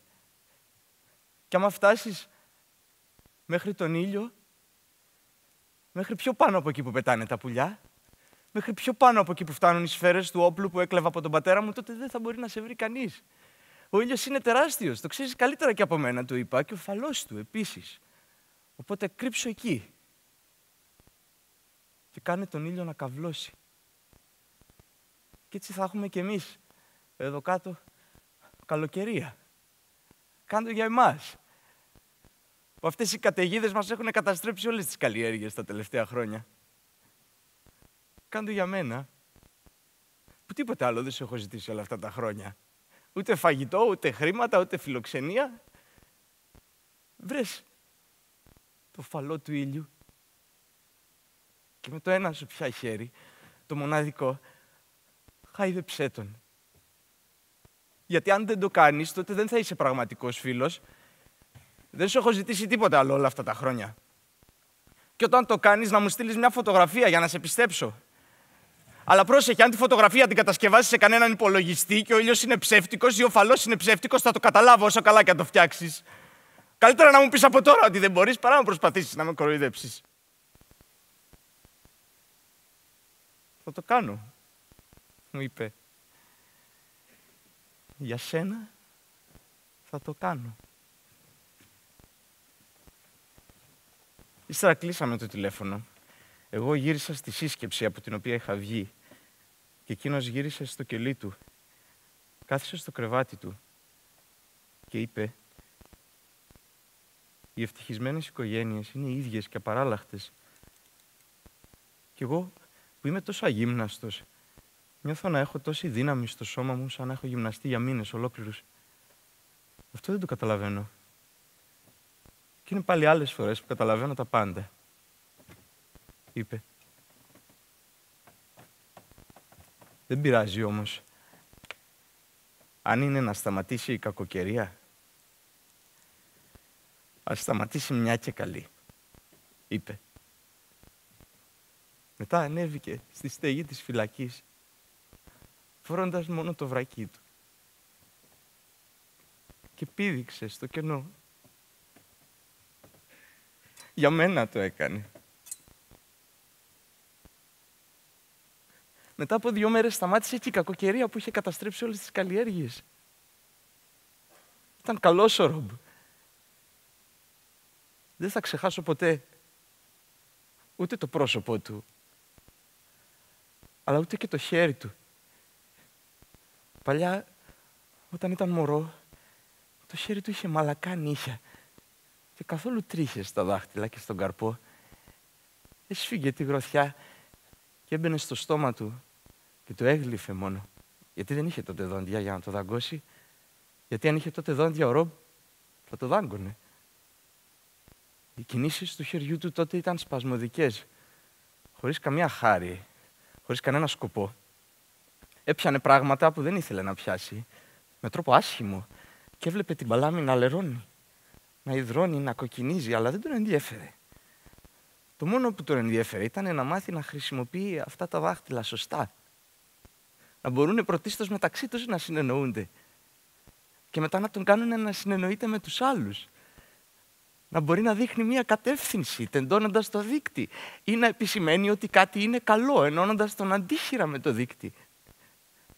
Μετά μεγάλωσε και το χέρι έπαθε εγκάβματα από μάτια κουζίνας και εξατμίσεις και κόπηκε από μαχαίρια κουζίνας και πριόνια και έσπασαν κάποια κόκαλα από πεσήματα. Ταυτόχρονα όμως τον βοηθούσε τον Ρομπ να επιτύχει διάφορα πράγματα που διακαώς ήθελε. Να πιάνει ανθρώπους από το χέρι, να χτυπάει άλλους στο πρόσωπο ή στο σώμα, να κόβει φρούτα από δέντρα, να κολυμπάει, να λούζει το κεφάλι του μετά, να μεταφέρει το κρεβάτι του. Ό,τι ήθελε, ποτέ δεν του το αρνήθηκε, ενώ θα μπορούσε να του είχε αρνηθεί, αν όχι όλα, κάποια λίγα πράγματα. Όταν έγινε 16, κάθε μέρα έπιανε το πέος του και το χάιδευε μέχρι να εξπερματώσει.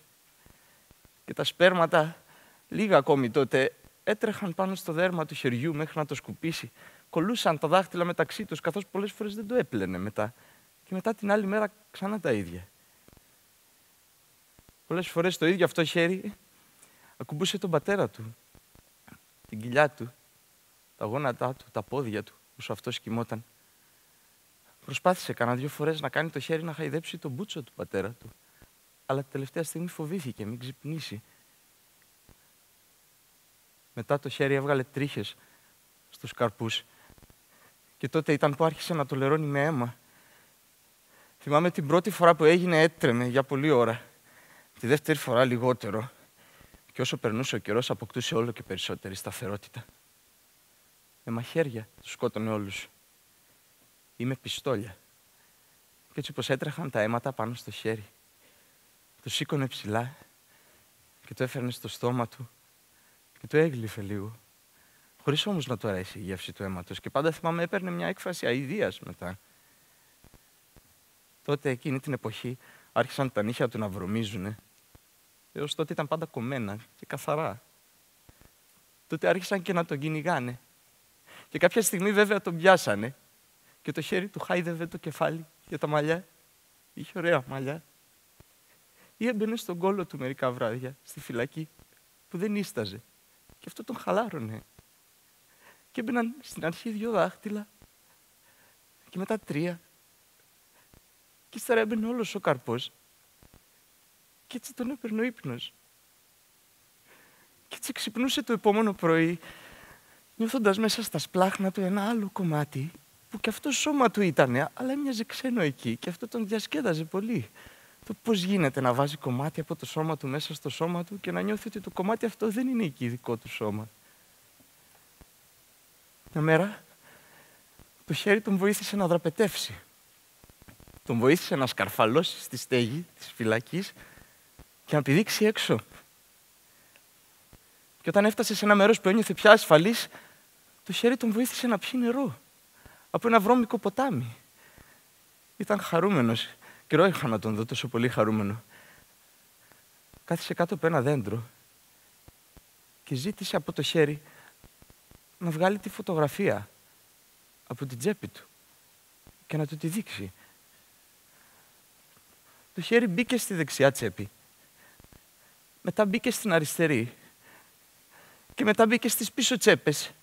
Αλλά δεν έβρισκε τίποτα. Μόνο ύφασμα έπιανε. Και όσο έψαχνε, εκείνος νευρίαζε. Τον έβλεπα να κοκκινίζει.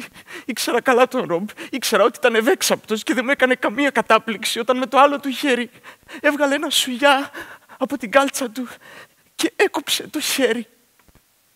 Λέγοντάς του, δεν θέλω να σε έχω άλλο πια μαζί μου. Δεν αξίζεις να είσαι άλλο πια μαζί μου. Ήταν δική σου ευθύνη το να μην χαθεί αυτή η φωτογραφία. Και εσύ φταίς που χάθηκε. Μετά του πέταξε 2 μέτρα μακριά. Το κοίταξε αρκετά λεπτά με ένα απαξιωτικό βλέμμα. Του πέταξε μερικές πέτρες με σκοπό να το πετύχει. Και μετά έβαλε καπνό στην πληγή του και την τύλιξε με την μπλούζα του για να σταματήσει η αιμορραγία. Και αυτό που πείραξε το κομμένο χέρι πιο πολύ εκείνη τη στιγμή δεν ήταν ούτε ότι δεν θα μπορούσε να κινηθεί ξανά, ούτε ότι δεν θα μπορούσε πια να τον βοηθήσει να πιάσει κάτι, ούτε ότι δεν θα μπορούσε πια να τον βοηθήσει να πνίξει κάποιον, ούτε ότι δεν θα του χάιδευε ξανά τα μαλλιά, αλλά ότι δεν θα μπορούσε πια να τον βοηθήσει να χαλαρώνει τα βράδια που δεν θα μπορεί να κοιμηθεί και θα ξενυχτάει στριφογυρίζοντας το κρεβάτι του, μόνος και σακατεμένος. Κι έτσι το βρώμικο και πρισμένο χέρι έμεινε ακίνητο, με την παλάμη στραμμένη προς τον ουρανό και με τα δάχτυλα λίγο λυγισμένα. Προσπάθησε να κουνηθεί λιγάκι για να τον αποχαιρετήσει. Αλλά του ήταν αδύνατον.